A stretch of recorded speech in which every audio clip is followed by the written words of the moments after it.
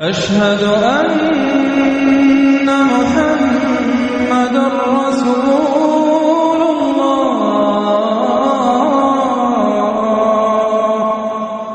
أعوذ بالله من الشيطان الرجيم بسم الله الرحمن الرحيم قال فبما أغويتني لأقعدن لهم صراطك المستقيم ثم لآتينهم من بين أيديهم ومن خلفهم وعن أيمانهم وعن شمائلهم ولا تجد أكثرهم شاكرين وقال عز وجل كما ورد في سورة صاد قال فبعزتك لأغوينهم أجمعين إلا عبادك منهم المخلصين وقال عز وجل كما ورد في سورة المائدة وقالت اليهود والنصارى نحن أبناء الله وأحباؤه وقال جل وعلا كما ورد في سورة آل عمران وقالوا ليس علينا في الأميين سبيل وقال عز وجل كما ورد في سورة الصف يريدون ليطفئوا نور الله بأفواههم والله متم نوره ولو كره الكافرون هو الذي أرسل رسوله بالهدى ودين الحق ليظهره على الدين كله ولو كره المشركون صدق الله العظيم رب اشرح لي صدري ويسر لي أمري واحلل عقدة من لساني يفقهوا قولي اللهم ربنا ألهمنا رشدنا وأعذنا من شرور أنفسنا اللهم أرنا الحق حقا وارزقنا اتباعه وأرنا الباطل باطلا وارزقنا اجتنابه اللهم وفقنا لما تحب وترضى وتقبل منا فإنك خير المتقبلين آمین یا رب العالمین۔ معزز حاضرین اور محترم خواتین، السلام علیکم ورحمۃ اللہ وبرکاتہ۔ ہماری آج کی اس نشست کے لیے خاصا نمایاں اشتہار اخبار میں شائع ہوا، لہذا میں سمجھتا ہوں کہ آپ سب حضرات کے علم میں ہے کہ میرا آج کا موضوع کیا ہے۔ موجودہ جو انتہائی تشویشناک عالمی صورتحال ہے، اس کا پس منظر کیا ہے، اس کے پیچھے کون سے عوامل کار فرما ہیں، اور نوع انسانی کے اصل اور مستقل دشمن کون ہے۔ گویا کہ وہ جو ایک مصرع ہے کہ کون سیاہی گھول رہا ہے وقت کے بہتے دریا میں، امن عالم جو ہے ہو سکتا ہے تہو بالا ہو جائے، کہا جا رہا ہے شاید تیسری عالمگیر جنگ شروع ہو جائے گی۔ بش صاحب کہتے ہیں 10 سالہ جنگ ہوگی۔ بظاہر تو معاملہ چھوٹا سا نظر آتا ہے، ایک آدمی اسامہ، دھان 500 آدمی، کچھ بھی نہیں۔ پھر یہ افغانستان، اگر آپ ویسے دیکھیں دنیاوی اعتبارات سے، مادی اعتبارات سے، اس کی کیا حیثیت ہے امریکہ جیسے سپریم پاور کے ساتھ، لیکن کتنا اہتمام ہو رہا ہے، مشرق و مغرب کے وسائل و ذرائع جمع کیے جا رہے ہیں، ادھر میڈیٹرینین میں، ادھر بحر ہند میں، دور تک نیگو گارسیا تک اپنے سارے اڈے جو ہے تیار کر دیے گئے ہیں، بڑے مہیب قسم کے ایئر کرافٹ کیریئرز جو ہیں پہنچ گئے ہیں، وہ ہوائی جہاز جن کی شکل دیکھ کے دہشت آدمی پہ آ جاتی ہے، ان کے غول کے غول پہنچ گئے ہیں۔ یہ سب کچھ کیا ہے، کیا ہونے والا ہے، اس کے حوالے سے میں آج آپ کے سامنے اس وقت کا عالم کیا ہے، اس کا پس منظر کیا ہے، پیش منظر کیا ہے، کیا ہونے جا رہا ہے، کیا کچھ ہونے والا ہے، اور پیچھے کون اصل کیریکٹرز ہیں کہ جو کار فرما ہے، میں اس کا آج جائزہ پیش کرنے چلا ہوں۔ دیکھیں، سب سے پہلی بات، انسانیت کا اور نوع انسانی کا ازلی اور ابدی دشمن وہ ابلیس لعین ہے۔ یہ چونکہ چیزیں ایسی ہیں کہ جو ما وراء الطبیعات سے متعلق ہیں۔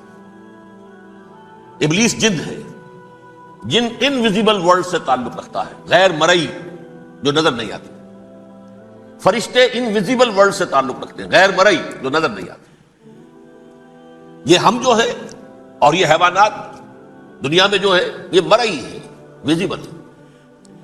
آج کا عام ذہن جو انسان کا بن چکا ہے، سائنٹزم جسے کہا جاتا ہے، سائنسی نقطہ نظر، اس کا عام لوگوں پر بھی اثر یہ ہوا ہے کہ جو انویزیبل ورلڈ ہے اس کی باتوں کی طرف توجہ نہیں کرتے۔ ہاں، عقیدہ تو ہے کہ ہے، جن بھی ہے، فرشتے بھی ہیں، لیکن کوئی ان کی اہمیت ہماری نگاہوں میں نہیں ہے۔ ساری نگاہیں مرکوز ہے visible world, physical world. Meta physics کا تو مضمون بھی اب سمجھ رہے ہیں کہ ختم کر دینا چاہیے، یونیورسٹیز سے فلسفے کے ڈپارٹمنٹس ختم ہو رہے ہیں، کیا ضرورت ہے اس کی؟ اصل شے یہ دنیا ہے، یہ عالم ہے، یہ کائنات ہے، یہ مادہ ہے، یہ حیات انسانی، حیات دنیاوی ہے۔ اس پر میرا جو مارکت الارا مضمون تھا 1967 کے جون میں جو چھپا تھا، اسلام کی نشرت ثانیہ کرنے کا اصل کام کہ جو عہد حاضر کی جو تہذیب ہے اس کے 3 بنیادی اصول کیا ہیں؟ خدا ہے یا نہیں ہے چھوڑو، اس بحث پہ نہ پڑھو، کائنات تو ہے نا، مادہ تو ہے نا، روح کوئی شے ہے یا نہیں ہے کیا پتا، کسی نے دیکھی نہیں آج تک، لہذا اس کے بارے میں گفتگو کا فائدہ کیا، وقت کا سیاح ہے۔ عالم آخرہ کوئی ہے یا نہیں ہے کیا پتا، کس نے آ کے بتایا مرنے کے بعد، لہذا اس بحث میں نہ پڑھو، یہ عالم دنیا تو ہے نا، اٹس ویری مچ پریزنٹ، لہذا ساری توجہ اس پر صرف کرو۔ تو خدا کے مقابلے میں کائنات پر توجہ، روح کے مقابلے میں مادے اور جسم پر توجہ، حیات اخروی کے مقابلے میں حیات دنیاوی پر توجہ، یہ ہے اصل میں کرکس آف دی میٹر، اس تہذیب جدید کا خلاصہ یہ۔ اس اعتبار سے میں کہہ رہا ہوں کہ بعض باتیں میری آپ کو ذرا ایسی لگیں گی کہ جو شاید ماحول سے کچھ زیادہ متعلق نہیں، لیکن وہ دین کی بڑی بنیادی بات ہے۔ دیکھیے اللہ تعالیٰ نے جو مخلوقات پیدا کی ہے ان میں ایک تقسیم تو ہو سکتی ہے ذی حیات اور بغیر حیات، جاندار چیزیں اور بے جان چیزیں۔ بے جان چیزیں بے شمار، یہ تمام فلکیات، یہ پوری کائنات، یہ زمین، یہ پہاڑ، یہ شجر و حجر، کیا؟ لیکن ایک ہے جاندار، ان جانداروں میں ایک تقسیم ہے، 2 کا تعلق غیر مرئی دنیا سے ہے، انویزیبل ورلڈ سے، فرشتے جو دکھائی نہیں دیتے، ان کی پیدائش ہوئی ہے نور سے، دوسرے جنات جو انسانوں سے پہلے پیدا کیے گئے، آدم سے پہلے، وَالْجَانَّ خَلَقْنَاهُ مِن قَبْلُ مِن نَارِ السَّمُومِ، جنات کو تو ہم بہت پہلے پیدا کر چکے تھے آگ کی لو سے، وہ بھی نظر نہیں آتے۔ تیسرے انسان اور اس دنیا میں جتنے بھی حیوانات ہیں،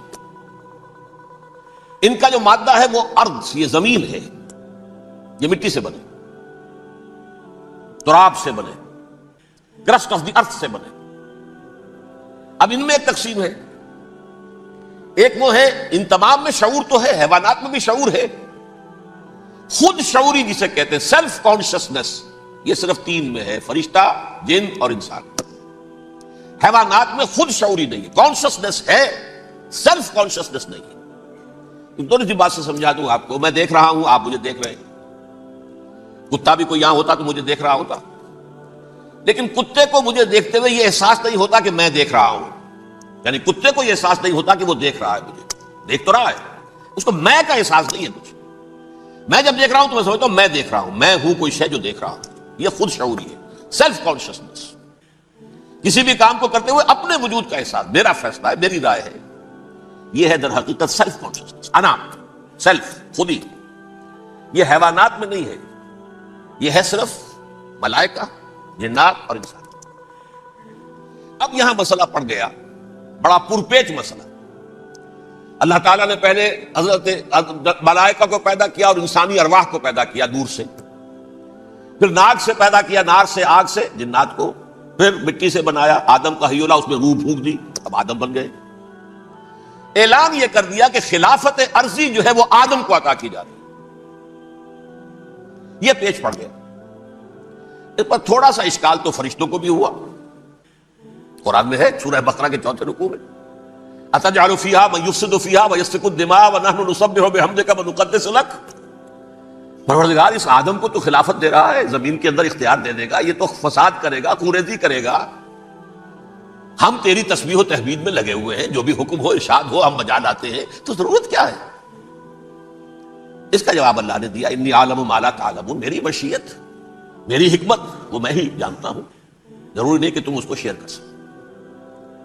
لیکن یہ جنات میں سے ایک جن تھا عزازیل۔ اب دیکھیے کہ جنات کو ایک قرب حاصل ہے ملائکہ کے ساتھ، کیوں؟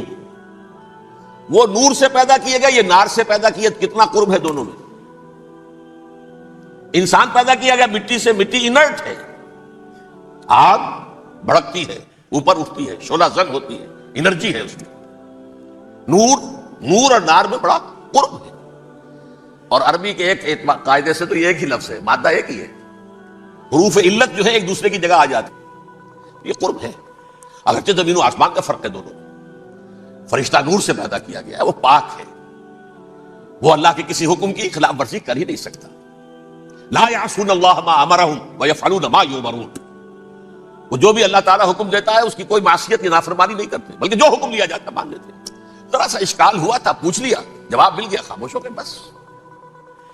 لیکن عزازیل نامی ایک جن تھا، جو ایک تو جن ہونے کی نسبت سے فرشتوں سے کچھ نہ کچھ مماثلت تھی، قرب تھا. دوسرے یہ علم میں، زہد میں، عبادت میں اتنا اونچا تھا، اتنا اونچا تھا، اتنا اونچا تھا کہ یہ ملائکہ ہی کے صف میں شامل ہو گیا.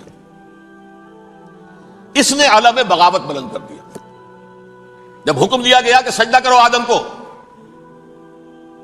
اب یہ دیکھیے کس قدر یہ اہم مضمون ہے. اور آپ سوچ رہے ہیں یہ باتیں آج پہلی مرتبہ ہمیں اس طرح سنائی جا رہی ہیں. یہ باتیں تو علم میں آتی نہیں ہمارے. وجہ کیا ہے؟ آپ کو دلچسپی نہیں ان چیزوں سے. جدید تہذیب نے ان چیزوں کی اہمیت کو زیرو کر دیا. قرآن میں اہمیت کا کیا عالم ہے؟ 7 جگہ یہ مضمون قرآن میں آیا ہے کہ فرشتوں کو ہم نے حکم دیا سجدہ کرو آدم کو، سب نے سجدہ کیا. فسجد الملائکۃ کلھم اجمعون، سارے کے سارے، کل کے کل، سب نے مل کر سجدہ کیا آدم کو. اللہ کے حکم سے فوراً تعمیل کر دی. الا ابلیس ابا واستکبر وکان من الکافرین. ابلیس نے نہیں کیا، انکار کیا، استکبار کیا، گھمنڈ کیا. اور اس کو سورہ کہف میں بیان کر دیا گیا. یہ اس لیے کہ وہ اصل میں جنات میں سے تھا، اگرچہ شامل تو تھا فرشتوں میں اس وقت. کانا من الجن ففسق عن امر ربہ، وہ اصل میں جنات میں سے تھا. اس وجہ سے وہ اپنے رب کے اس فیصلے کے خلاف کھڑا ہو گیا. سرکشی تھی اس میں. یہ معاملہ اتنا اہم ہے، اب آپ سمجھیے کہ 7 مرتبہ سورہ بقرہ، سورہ اعراف، سورہ حجر، سورہ بنی اسرائیل، سورہ کہف، سورہ طٰہٰ، سورہ صاد، 6 مکی صورتوں میں ذکر ہے یہ، اور ایک مدنی صورت سورہ بقرہ. ان میں سے اکثر مقامات پر پھر جب اللہ نے کہا کہ اچھا تم نے یہ سرکشی کی ہے اور ہمارے حکم کی خلاف ورزی کی ہے تو یہاں سے نکل جاؤ، دفع ہو جاؤ، تم مردود ہو، مردود، ملعون. ان علیک لعنتی الی یوم الدین، اب تجھ پر لعنت رہے گی میری قیامت کے دن. اس نے کہا اچھا پروردگار پھر مجھے ذرا مہلت دے دے. رب فانظرنی الی یوم یبعثون، قیامت تک میری زندگی طویل کر دے. فذهب فإنک من المنظرین، کہہ دیا اچھا جاؤ، تمہاری یہ درخواست بھی ہم نے قبول کی. انہوں نے کہا پروردگار اب میں اس آدم کو بھی گمراہ کر کے چھوڑوں گا اور آدم کی نسل کو تباہ کر کے چھوڑوں گا.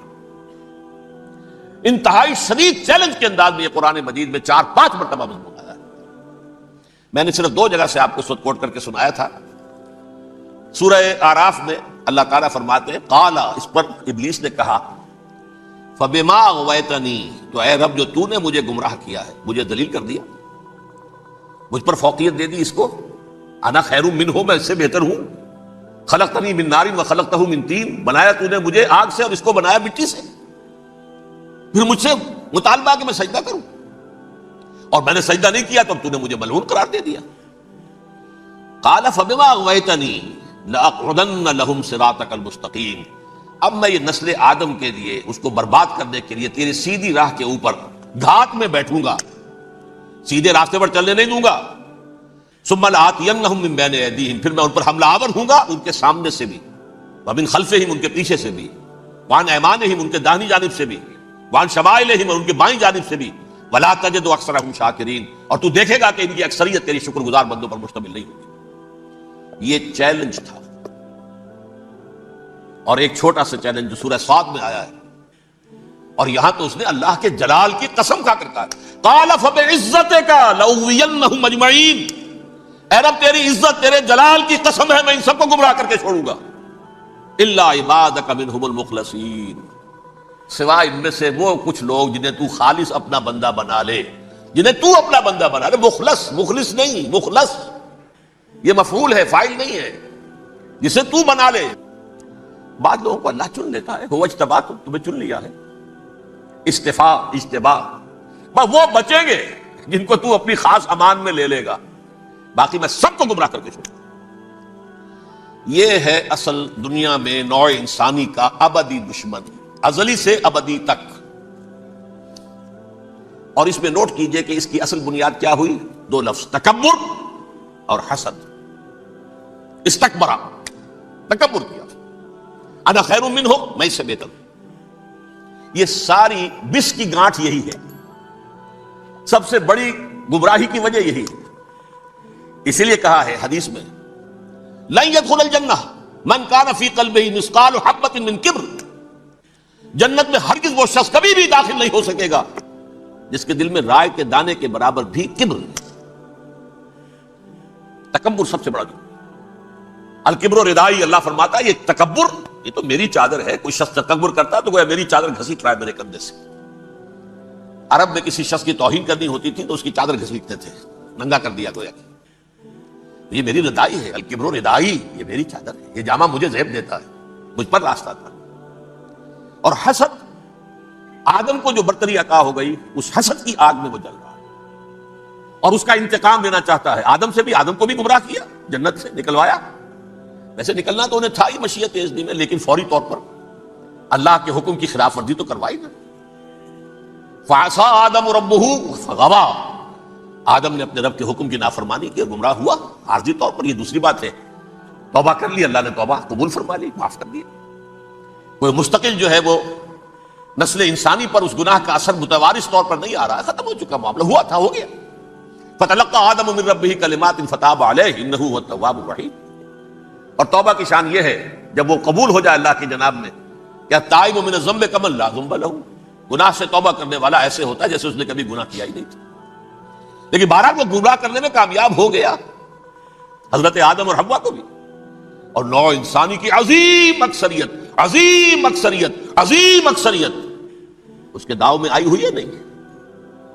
کتنے ہیں وہ عباد اللہ المخلصین، الا عبادک منہم المخلصین، کتنے ہیں جو واقعتاً خالصتاً اللہ کے بندے بن گئے، جنہیں اللہ نے اپنا بنا لیا، اپنا قرار دے دیا۔ اب اس کے ساتھ نوٹ کیجئے، اس ابلیس کے ساتھ ایک فوج بھی ہے جسے قرآن مجید میں کہا گیا ہے یہ اس کی پارٹی ہے، حزب الشیطان، یہ اکیلا نہیں ہے۔ ایک تو وہ عزازیل ہے، اس کی طویل ترین عمر اللہ نے دے دی، وہ تو قیامت تک رہے گا۔ باقی بھی جنات جو ہیں ان کی نسل میں سے، جو اس کی نوع میں سے، اس کی نسل میں سے، جنات کی عمریں انسانوں کی عمروں سے زیادہ ہیں، بہت زیادہ ہیں، لیکن پھر بھی اتنی نہیں ہے۔ یہ خاص ہے اس کا معاملہ کہ اس نے کہا تھا رب انظرنی الی یوم یبعثون، مجھے دے دے مہلت اس وقت تک تاکہ میں ثابت کر کے دکھا دوں کہ جسے تو نے یہ خلافت دیا یہ اس کا اہل نہیں ہے۔ Let me prove this point ولا تجد اکثرهم شاکرین، تو ان کی اکثریت کو شکر گزار نہیں پائے گا۔ وہ ابلیس جو ہے وہ ریکروٹ کرتا ہے اپنے فوجی، اول تو خود جنات میں سے جو اس کے نمبر 1 لشکری ہے۔ قرآن مجید میں اس کا اشارہ دیا گیا ہے انہو یراکم ہوا وقبیلہ من حیث لا ترونہم۔ دیکھو لوگو، اے انسانوں، وہ ابلیس لعین عزازیل اور جو اس کے قبیلے کے لوگ ہیں، جنات ہیں، وہ تمہیں وہاں سے دیکھتے ہیں اور تاکتے ہیں اور حملہ کرتے ہیں جہاں سے تم انہیں نہیں دیکھتے۔ وہ غیر مرئی ہیں، انویزیبل ہیں، تمہیں نظر نہیں آتے۔ ویزیبل دشمن کا وار تو روک لو گے، انویزیبل کا کیسے روکو گے؟ انہو یراکم ہوا وقبیلہ، اکیلا ہی نہیں ہے وہ تو تمہیں تاکتا ہے، تم پر حملہ کرتا ہے، گھات میں لگ کر جو ہے تمہارے اوپر حملہ کرتا ہے، وہ بھی اور اس کے ساتھ اس کے قبیلے کے لوگ، جنات بھی، من حیث لا ترونہم، جہاں سے کہ تم انہیں نہیں دیکھتے۔ لیکن اس کے علاوہ وہ انسانوں میں سے بھی ریکریوٹ، رنگ روٹ، وہ برپا وہ جو ہے ان کو اپنے پاس رکھتا ہے فوج کے اندر، جس کی سب سے بڑی مثال کیا ہے؟ سورہ مجادلہ میں اللہ تعالیٰ نے منافق، حالانکہ وہ کون تھے؟ بظاہر حضور کا کلمہ پڑھنے والے، حضور کے پیچھے نماز پڑھنے والے، اسلام کا دعویٰ کرنے والے، ان کو اللہ فرماتا ہے اولئک حزب الشیطان الا ان حزب الشیطان هم الخاسرون، یہ شیطان کی پارٹی کے لوگ ہیں۔ وہاں مقابلے میں آیا ہے اولئک حزب اللہ الا ان حزب اللہ هم المفلحون، یہ دو پارٹیاں ہیں، حزب اللہ اللہ کی پارٹی جو اس کے مخلص بندے ہیں، وہ اللہ کی پارٹی، اور جو شیطان کے مرید بن گئے اس کے ہاتھ پر بیعت کر لی، لہذا وہ اس شیطان کی پارٹی کے لوگ ہیں، چاہے وہ انسان ہو چاہے جن ہو۔ تو انسانوں میں سے بھی اس کے حزب میں، اس کی پارٹی میں اس کے ایجنٹ ہیں، اور بہت ہیں، بلکہ بہت سے تو ایسے ہیں کہ جو جنات کے بھی کان کتر دیں، ان کو بھی شیطنت سکھا دیں، پڑھا دیں۔ لیکن اب ایک بات سمجھیے، ایک دنیا میں نسل اور قوم بھی ایسی ہے جو ایک خاص وقت سے بحیثیت مجموعی من حیث القوم ابلیس کی ایجنٹ بن گئی ہے۔ وہ کون ہے؟ وہ یہودی ہے۔ یہ یہودی قوم جو ہے، اس میں ایک تو کچھ یہ کہ ان کی فطرت کے اندر یہ تھا کہ ہم ہیں اصل انسان، باقی انسان جو ہے وہ انسان نما حیوان ہے، ان کی کوئی حیثیت نہیں۔ ہم ہیں اصل انسان، نحن ابناء اللہ واحباؤہ۔ باقی یہ جینٹائلز، یہ گوئمز، غیر یہودی، یہ تو حیوانات ہیں۔ اب جیسے کہ انسانوں کو حق ہے کہ حیوانوں کو ایکسپلائٹ کریں، استعمال کریں۔ گھوڑے کو آپ تانگے میں باندھتے ہیں کہ نہیں؟ اس کی پسینے کی اور محنت کی کمائی ہے جو کھاتا ہے تانگا چلانے والا۔ البتہ یہ ضرور ہے کہ چونکہ اگلے روز پھر جوتنا ہے تو کچھ نہ کچھ تو اسے بھی کھلائے گا نا، اپنی کمائی میں سے کچھ دانے کھلائے گا، کچھ اور گھاس دے گا۔ یا بیل کو جوتنا ہے ہل میں تو کچھ نہ کچھ اس کو دینا ہوگا کھانے کو، لیکن پھر اسے استعمال کرنا۔ تو ان کا مستقل قول یہ ہے کہ اصل انسان ہم ہیں، باقی پوری نوع انسانی ہمارے لیے حیوانوں کے درجے میں، ہم چاہیں جس طرح انہیں استعمال کریں، ایکسپلائٹ کریں، دھوکہ دیں، جیسے چاہیں، لوٹیں، کھسوٹیں، سب کچھ کریں، بدہضی کریں، ان سے سود لیں، سب کریں، جو بھی ممکن طریقہ ہو، یہ ہمارے لیے، ہم ڈومینیٹ کریں گے، اور یہ در حقیقت ہمارے اعلی کار ہے۔ ایک تو اس اعتبار سے یہود بقیہ پوری نوع انسانی کے دشمن بن گئے۔ قرآن مجید کی وہ آیت بھی میں نے آپ کو سنائی ہے، وَقَالُوا لَيْسَ عَلَيْنَا فِي الْأُمِّيِّينَ سَبِيلٌ۔ یہ امیین کہتے تھے نا ان کو، جو غیر یہودی ہیں، کیونکہ ان کے پاس کتاب تھی، تورات تھی، اور کتاب نہیں تھی کسی کے پاس، لہذا یہ ان پڑھ ہے، پاگل ہے، جاہل ہے، امی ہے۔ ہم ہیں صاحب کتاب، ہمارے پاس شریعت، ہمارے پاس کتاب، یہ لوگ ان پڑھ ہیں، جاہل۔ لیسا علینا فی الامیین سبیل، ان امیین کو ہم لوٹیں، کھسوٹیں، دھوکہ دیں، فریب سے جو کریں، چوری کریں، ڈاکہ ڈالیں، جیب کے قطرے، جس طرح بھی کریں ہمارے لیے جائز ہے، ہمارے اوپر کوئی گرفت نہیں ہوگی۔ اللہ تعالیٰ ہم سے یہ نہیں پوچھے گا تم نے جھوٹ کیوں بولا تھا اس کے ساتھ، تم نے وعدہ خلافی کیوں کی تھی اس کے ساتھ، تم نے کیوں دھوکہ دیا تھا اس کو، تم نے کیوں اس کا مال جو ہے غبن کر لیا تھا، ہڑپ کر لیا تھا، نہیں، ہم پر پوچھ نہیں ہے۔ اس اعتبار سے ایک تو یہ انسانیت کی دشمنی ان کی گھٹی میں پڑ گئی، اس غلط خیال کی وجہ سے۔ ہم تو بخشے بخشائے ہیں، we are the chosen people of the Lord, ہمیں تو اللہ اگر جہنم میں داخل بھی کرے گا تو صرف چند دن، لن تمسنا النار الا ایاما معدودات، باقی اصل میں تو ہم تو اللہ کے پسندیدہ، نحن ابناء اللہ واحباؤہ، اس کے بیٹوں کے مانند بڑے چہیتے ہیں، لاڈلے ہیں۔ یہ باقی دنیا، باقی انسان ہماری چراہ گاہ ہے، جیسے چاہیں چریں، جس طرح چاہیں ہڑپ کر جائیں۔ یہ تو ان کا پہلے سے مستقل معاملہ تھا، لیکن اس کے بعد ان کی تاریخ میں ایک دور وہ آیا جب حضرت مسیح علیہ السلام ان میں مبعوث کیے گئے۔ یہ 1400 سالہ تاریخ کا کلائمیکس ہے یہود کی۔ جب کتاب انہیں دی گئی تھی تورات حضرت موسیٰ کے ذریعے، وہ 1400 قبل مسیح کا واقعہ ہے۔ اس وقت سے لے کر اللہ کا وہ فضل ان پر ہوا، وہ فضل ان پر ہوا کہ کوئی ایک لمحہ ایسا نہیں آیا 1400 برس میں کہ ان کے ہاں کوئی نہ کوئی نبی موجود نہ۔ یہ تار ٹوٹا ہی نہیں، 2 سے شروع ہوا، موسیٰ، ہارون علیہ السلام، اور 1400 برس کے بعد پھر آخری 2 ہیں، عیسیٰ اور یحییٰ علیہ السلام۔ یوں سمجھ لیجئے، اور اس کے درمیان یہ تار ہے، اور اس تار میں کوئی ایک لمحہ ایسا نہیں آیا کہ کوئی نبی موجود نہ۔ اس میں اتار چڑھاؤ بہت سے آئے ہیں، اس کا وہ میرا موضوع نہیں ہے اس وقت۔ قبل مسیح کی تاریخ جو ہے وہ میرا موضوع نہیں ہے۔ قرآن مجید میں سورہ بنی اسرائیل کے پہلے رکوع میں اس کا تذکرہ موجود ہے۔ وَقَضَيْنَا إِلَىٰ بَنِي إِسْرَائِيلَ فِي الْكِتَابِ لَتُفْسِدُنَّ فِي الْأَرْضِ مَرَّتَيْنِ وَلَتَعْلُنَّ عُلُوًّا كَبِيرًا۔ 2 مرتبہ ان پر عذاب کے کوڑے برسے، پہلے اشوریوں کے ذریعے سے جو شامی تھے، سیرینز اشوری کہلاتے، پھر بابلیوں کے ذریعے سے یعنی عراقیوں کے ذریعے سے، بیبیلونیا نام تھا عراق کا پہلے، ان پر بہت بڑی بڑی تباہیاں آئیں، اللہ تعالیٰ کی طرف سے عذاب آئے۔ اس کے بعد پھر دوسرے دور میں دوسرا اقتدار کا دور آیا، خربستیاں بڑھ گئیں، تو پہلے گریکس کے ذریعے سے، یونانیوں کے ذریعے سے، اور پھر رومیوں کے ذریعے سے پسوایا گیا۔ یہ دور گزر چکے تھے ان پر، 2 عروج کے دور اور 2 زوال کے دور۔ میری چھوٹی سی کتاب ہے تنظیم اسلامی کا تاریخی پس منظر، 6-7 روپے کی ہوگی، اس کو آپ دیکھیں گے تو اس میں اس کا پورا نقشہ آپ کو مل جائے گا۔ ویسے تو یہ کہ میری جو ذرا بڑی کتاب ہے سابقہ اور موجودہ مسلمان امتوں کا ماضی، حال اور مستقبل، اس میں میں نے ان معاملات پر بڑی تفصیل سے بحث کی تھی۔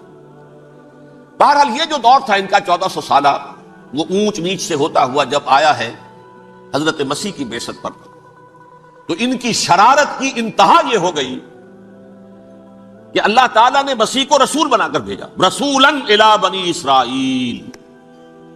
حضرت موسیٰ اور حضرت عیسیٰ کے درمیان رسول کوئی نہیں ہے، سب نبی ہیں۔ حضرت موسیٰ رسول تھے اور حضرت عیسیٰ رسول ہیں۔ درمیان میں داؤد ہو، سلیمان ہو، یشعیاء ہو، زکریا ہو، یہ سب نبی ہیں۔ یحییٰ نبی ہے، رسول نہیں ہے، لہذا وہ شہید کر دیے گئے۔ رسول شہید نہیں ہو سکتا، قتل نہیں ہو سکتا۔ لیکن عیسیٰ اور موسیٰ کے درمیان 1400 برس ان کے جو ہیں، تو اس کا کلائمیکس ہے حضرت مسیح علیہ السلام کی بعثت، اور حضرت مسیح علیہ السلام کو جسے اللہ نے اپنی روح قرار دیا، روح منہ، کلمتہ القاہا الی مریم، اللہ کا کلمہ، عظیم ترین معجزات۔ انہوں نے کیا کہا؟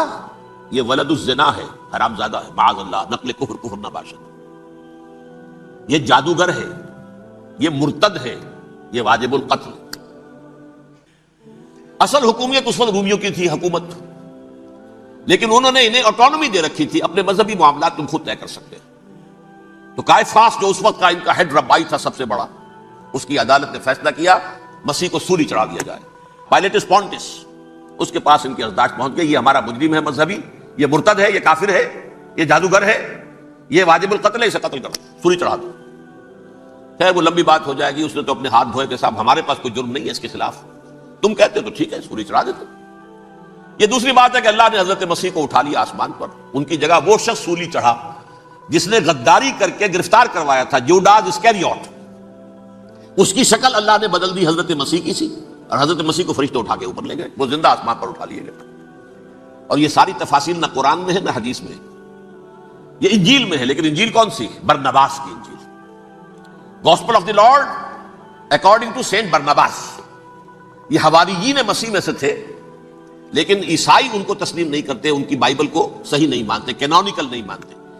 100 انجیلیں تھیں، 104 تھیں، جن میں سے 4 چنی ہیں انہوں نے، یہ متی اور جان اور مرکس مارکس، یہ ہے، تو یہ 4 انجیلیں ہیں، انہوں نے تسلیم کیے کہ یہ کینونیکلز ہیں، یہ تو ہیں حقیقی، باقی جو ہے 100 اس کو وہ تسلیم نہیں کرتے۔ ان میں سے ایک ہے یہ برنباس، اس میں یہ تفصیل ہے کہ اللہ تعالیٰ نے اس شخص کی، جیوڈاس کی، یہودا جیوڈاس اس کو انگریزی میں کہتے ہیں، اس کی شکل بدل دی حضرت مسیح کی سی، وہ گرفتار ہوا، وہ سولی چڑھا۔ وہ غدار تھا، غداری کی سزا اسے ملنی تھی، وہ مل گئی۔ حضرت مسیح کو فرشتے 4 اٹھ رہے ہیں، جس کوٹڑی میں حضرت مسیح مقیم تھے، ایک باغ کے اندر وہ کوش تھے، اس کی چھت پھٹی ہے، 4 فرشتے آئے ہیں، حضرت مسیح کو اٹھا کر لے گئے ہیں، چھت برابر ہو گئی ہے، اس کے بعد وہ شخص پکڑا گیا۔ بہرحال حضرت مسیح کو اللہ نے اٹھا لیا آسمان۔ لیکن وہ دن ہے کہ اس قوم کو اب مغضوب علیہم قرار دے دیا گیا۔ نوٹ کر لیجیے، اصل میں تو ہونا یہ چاہیے تھا کہ رسول کی جان کے درپے جب کوئی امت ہو جاتی تھی تو اللہ کا قاعدہ یہ تھا کہ اس امت کو نسیہ منسیہ کر لیا جاتا۔ حضرت نوح کی قوم کو ختم کیا یا نہیں؟ حضرت ہود کی نگاہوں کے سامنے قوم عاد برباد کی گئی یا نہیں؟ حضرت صالح کی نگاہوں کے سامنے قوم سمود برباد ہوئی؟ یہ اللہ کا قاعدہ رہا۔ سدوم اور عمورہ کی بستیاں حضرت لوط علیہ السلام جہاں بھیجے گئے، مدین کا علاقہ جہاں حضرت شعیب بھیجے گئے، اہل فرعون جن کی طرف موسیٰ کو بھیجا گیا، سب ہلاک کر دیے گئے۔ کیونکہ رسولوں کے بارے میں اللہ کا ذات، نبیوں کے بارے میں یہ بات نہیں ہے۔ نبی آیا، اس نے دعوت دی، جس نے مان لیا اچھا کیا، اپنے لیے اچھا کیا، نہیں مانا اس کی اپنی جو ہے آخرت برباد ہو گئی۔ دنیا میں کوئی فیصلہ اس کا نہیں ہوتا، لیکن رسولوں کا معاملہ یہ ہوتا ہے کہ دنیا میں وہ اللہ کی عدالت بن کر آتے ہیں، مانو گے تو بچو گے، نہیں مانو گے ہلاک ہو۔ تو اس اعتبار سے وہ مستحق تو ہو چکے تھے اس کے کہ انہیں ہلاک کر دیا جائے۔ اب اللہ کی کوئی خصوصی مشیت ہے، اس میں کیا حکمت ہے، وہ ہے ایک حکمت، میں بعد میں اگر وقت ہوا تو بتاؤں گا۔ فیصلہ یہ کیا اللہ نے کہ حضرت مسیح کو تو اٹھا لیا زندہ، اور ان کی رسی ابھی مزید دراز کر دی، کہ ان کو ابھی مہلت دے دی کہ تمہیں آخری استیصال، جس کو عذاب اکبر کہتا ہے قرآن، سورہ سجدہ جو حضور ہر جمعے کی پہلی رکعت میں فجر میں پڑھتے تھے، وَلَنُذِيقَنَّهُم مِّنَ الْعَذَابِ الْأَدْنَىٰ دُونَ الْعَذَابِ الْأَكْبَرِ لَعَلَّهُمْ يَرْجِعُونَ۔ چھوٹے چھوٹے عذاب اور ایک بڑا عذاب، جبکہ قوم بالکل برباد، نسیم منسیہ، کأن لم یغنوا فیہا، ایسے ہو جائیں جیسے کوئی تھے ہی نہیں آبادیاں، لا یرا الا مساکنہم، اب ان کے مسکن نظر آتے، مکین نظر نہیں آتے۔ یہ عذاب اکبر جو ہے وہ ان پر نہیں آیا، حالانکہ وہ مستحق ہو گئے تھے اسی وقت۔ اس کو یوں سمجھیے کہ کسی شخص کو پھانسی کا حکم تو ہو جائے، ایگزیکیوشن نہیں ہوتا ہے، کئی سال گزر جاتے ہیں پڑے ہوئے، اور معاملات جو ہیں وہ چلتے رہتے ہیں۔ یہ معاملہ ہوا اس کے ساتھ، ورنہ یہ مستحق ہو چکے تھے آخری بربادی تباہی کے، عذاب استیصال، جڑ سے کاٹ دینے والا عذاب۔ وہ آ سکتا تھا ان پر اسی وقت، لیکن اللہ نے ان کی مہلت دراز کی ہے۔ لیکن اس کے بعد اللہ نے ان کو ایک اور موقع دیا۔ 600 برس بعد حضرت مسیح کے محمد الرسول اللہ صلی اللہ علیہ وسلم کی بعثت ہوئی، اور یہ میں سمجھتا ہوں کہ اس قوم پر اللہ کا اتنا بڑا فضل تھا، اتنا بڑا فضل تھا، اتنا بڑا فضل تھا۔ اب پھر ایک موقع دیا، عسیٰ ربکم ان یرحمکم وان عدتم عدنا۔ دیکھو اب بھی تمہیں ہم ایک موقع دے رہے ہیں، تمہارا رب تمہارے اوپر اب بھی فضل کرنے کو تیار ہے، رحم فرمانے کو تیار ہے۔ ان ھذا القرآن یہدی للتی ہی اقوم، اس قرآن کے سائے میں آ جاؤ، یہ شاہدرا ہے ہدایت میں آنے کا، اس میں داخل ہو جاؤ، محمد کی تصدیق کرو صلی اللہ علیہ وسلم، دامن محمدی میں آ جاؤ، اب بھی ہم تمہارے گناہ بخش دیں۔ لیکن نہیں، اس قوم نے حضرت محمد صلی اللہ علیہ وسلم کی دشمنی کی کمر کس لی، اور اب یوں سمجھیے اس تاریخ سے لے کر آج تک یہ گٹھ جوڑ ہے۔ ظاہر بات ہے کہ ابلیس کا بھی اصل دشمن اب کون ہے، یا ہدف کون ہے، ٹارگٹ کون ہے؟ جنہوں نے محمد کو نہیں مانا صلی اللہ، وہ تو ہے ہی جہنمی، ان پر کوئی اور محنت کرنے کی ضرورت کیا ہے؟ سمجھ گئے میری بات؟ حضور کی بعثت کے بعد جنہیں حضور کو رد کر دیا، ان پر ایمان نہیں لائے، وہ کون ہے؟ کافر، وہ جہنمی ہے ہی ہے۔ لہذا اس کے اوپر کوئی محنت صرف کرنے کی ابلیس کو ضرورت نہیں، اس کا اصل ٹارگٹ امت محمد ہے صلی اللہ علیہ وسلم۔ وہ ساری نوع انسانی کی دشمنی اب آ کر مرکوز ہو گئی ہے امت محمد صلی اللہ علیہ وسلم کی دشمنی پر۔ اور اسی طرح یہود کا معاملہ، اگرچہ ویسے پوری نوع انسانی کے دشمن ہے، انہیں حیوان سمجھتے، ان کی جان مال اپنے لیے مباح سمجھتے ہیں، جس طرح چاہے لوٹے کھسوٹے کھائیں پیئے انہیں، لیکن اب ان کی بھی دشمنی کا سب سے بڑا مرکز امت محمد۔ کیوں؟ وہی تکبر اور حسد، وہی بیماریاں۔ انہیں تکبر یہ ہو گیا تھا کہ 2000 سال سے یہ نبوت ہماری میراث، ہماری جاگیر، بنو اسرائیل کے اندر سینکڑوں نبی آئے، 3 کتابیں اللہ نے ہمیں عطا کی، یہ کہاں سے آ گیا محمد صلی اللہ علیہ وسلم؟ معاذ اللہ ثم معاذ اللہ، یہ امیین میں سے، یہ جنٹائلز میں سے، یہ گوئنز میں سے، یہ حقیر ان پڑھ، کہاں ہم کہاں یہ نہیں تسلیم کریں گے۔ حالانکہ قرآن کہتا ہے یعرفونہ کما یعرفون ابناہم، ان کے علماء ایسے پہچانتے تھے حضور کو جیسے اپنے بیٹوں کو پہچانتے کہ یہ آخری نبی ہے، لیکن تکبر اور حسد کی آگ میں جل اٹھے۔ اب ان کے بھی دشمنی کس سے ہے؟ محمد اور امت محمد صلی اللہ علیہ وسلم۔ یہ گٹھ جوڑ ہے۔ اب دیکھیے، یہ ہے میری گفتگو کا اب تک کی گفتگو کا حاصل، یہ گٹھ جوڑ، ایک غیر مرئی دنیا، انویزیبل دنیا کا ابلیس لعین اور جنات میں سے اس کے لشکری فوج، انسانوں میں سے ویسے تو اور بھی بہت جگہ اس کے ایجنٹ ہے، مسلمانوں میں بھی ہے، لیکن بحیثیت قوم، بحیثیت مجموعی، ایک پوری قوم، ایک پوری نسل جو ہے اس کے ساتھ گٹھ جوڑ ہے۔ ان دونوں کی گٹھ جوڑی کے ساتھ یہ دشمن دون ہیں انسانیت کے، پہلا دشمن ابلیس لعین، عزازیل لعین، اور دوسرے دشمن یہود ملعون۔ اب میں آپ کو ذرا اس جو انسانوں میں سے انسان دشمنی کا، جن کا سب سے بڑا رول ہے، میں ان کی 2000 سالہ تاریخ کا آپ کے سامنے نقشہ رکھنا چاہتا ہوں۔ ان 1400 سال کا تو میں نے صرف 4 آپ کو پوائنٹس بتائے۔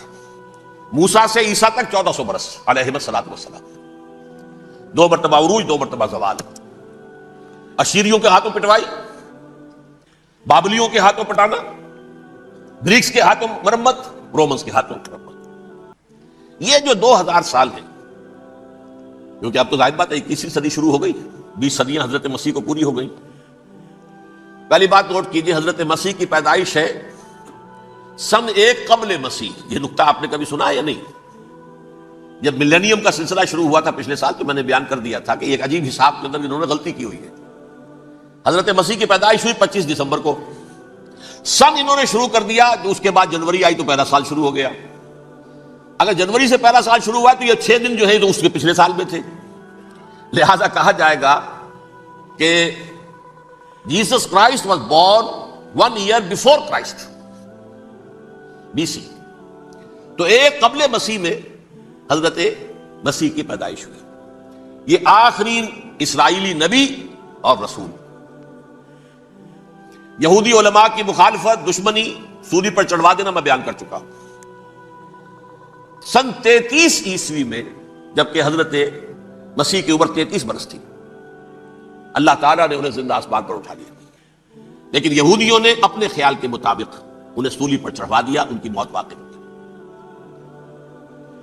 اگرچہ اس کے بعد یہ اختلاف ہے ان میں، یہودی کہتے ہیں وہ سولی پر چڑھ گیا، ختم ہوا، مر گیا، عیسائی کہتے ہیں نہیں، انتقال ہوا ہے مسیح کا صلیب پر، لیکن پھر وہ دوبارہ زندہ ہو گئے ہیں۔ ان کی لاش ایک غار میں رکھ دی گئی تھی، وہاں ریزریکشن ہو گیا، ان کا وہاں سے بعد الموت وہیں ہو گیا، اور پھر انہیں اللہ نے زندہ آسمان پر اٹھا لیا۔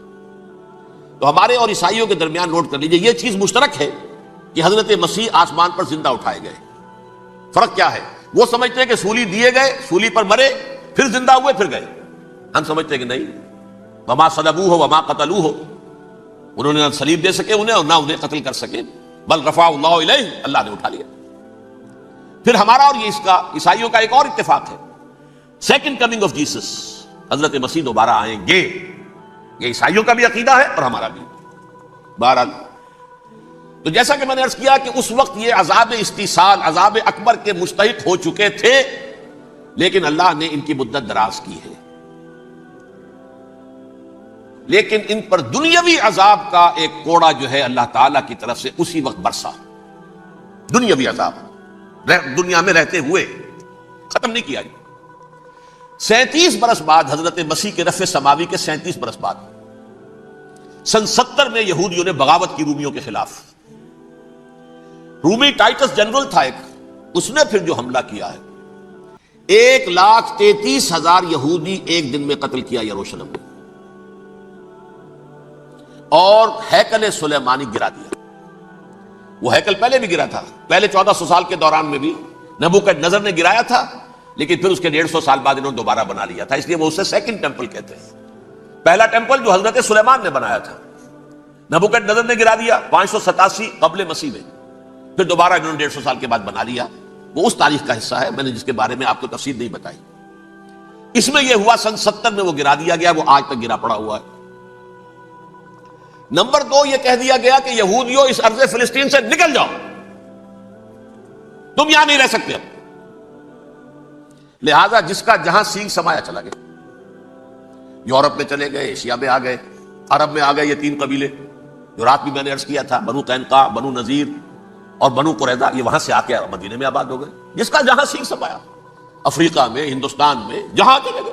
ڈایاسپورا اسے کہتے ہیں، وہ آپ نوٹ کر لیجیے اس لفظ کو، ڈایاسپورا، ہمارا دور انتشار، جبکہ ہمیں ہماری اصل سرزمین تو فلسطین ہے، حضرت ابراہیم کا مسکن، حضرت اسحاق، حضرت یعقوب کا مسکن فلسطین، یہ ہے ہماری اصل جاگیر، یہ تو ہماری جدی پشتی جاگیر ہے، لیکن یہاں سے نکال دیے گئے سن 70 عیسوی میں، اور وہاں سے لے کے 1917 تک ان کا ڈایاسپورا جاری رہا۔ یہ دور انتشار ہے۔ اس دور انتشار کے اب چند حصے ہیں جس کو میں چاہتا ہوں کہ آپ علیحدہ علیحدہ سمجھ لیں۔ دور انتشار کا جو پہلا جو ہے، تقریباً 300 برس رومی حکمران تھے، وہ یہودیوں کے بھی دشمن تھے اور عیسائیوں کے بھی دشمن تھے۔ عیسائی اور یہودی ایک دوسرے کے بھی دشمن تھے، لیکن رومی سمجھتے تھے کہ یہ ایک ہی تھیلی کے چٹے بٹے ہیں۔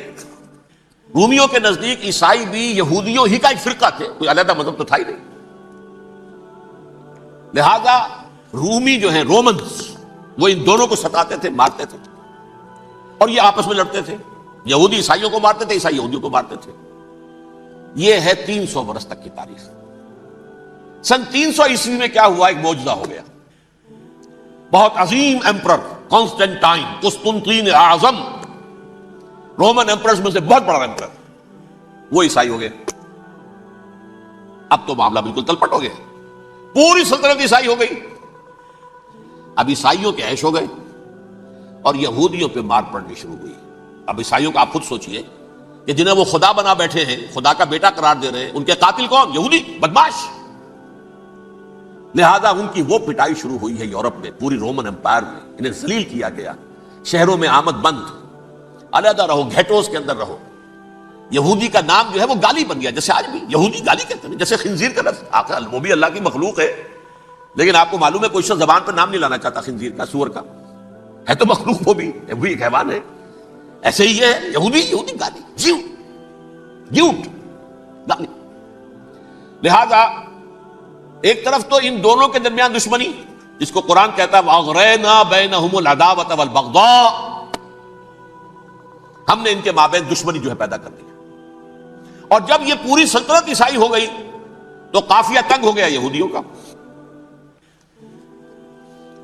اب آئیے 571 عیسوی، یعنی جبکہ ڈائسپورا کو کتنا عرصہ ہو چکا تھا؟ 500 برس.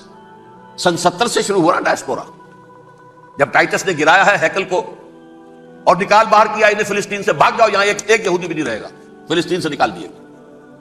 اس کے پورے 500 برس بعد سن 571 عیسوی میں حضور کی پیدائش ہوئی، ولادت باسعادت محمد رسول اللہ صلی اللہ علیہ وسلم. 610 میں آپ پر وحی کا آغاز ہوا. لیکن حضور کے ساتھ ان کا معاملہ کیا رہا؟ اول تو جبکہ حضور ابھی مکے ہی میں تھے، یہودیوں نے ریشہ دوانیاں شروع کر دی حضور کے خلاف. قریش مکہ کو سکھاتے تھے، پڑھاتے تھے، ان سے یہ پوچھو، ان سے یہ پوچھو، یہ اس طرح تنگ کرو، ان سے یہ امتحان لو. یہ آپ کے علم میں ہے.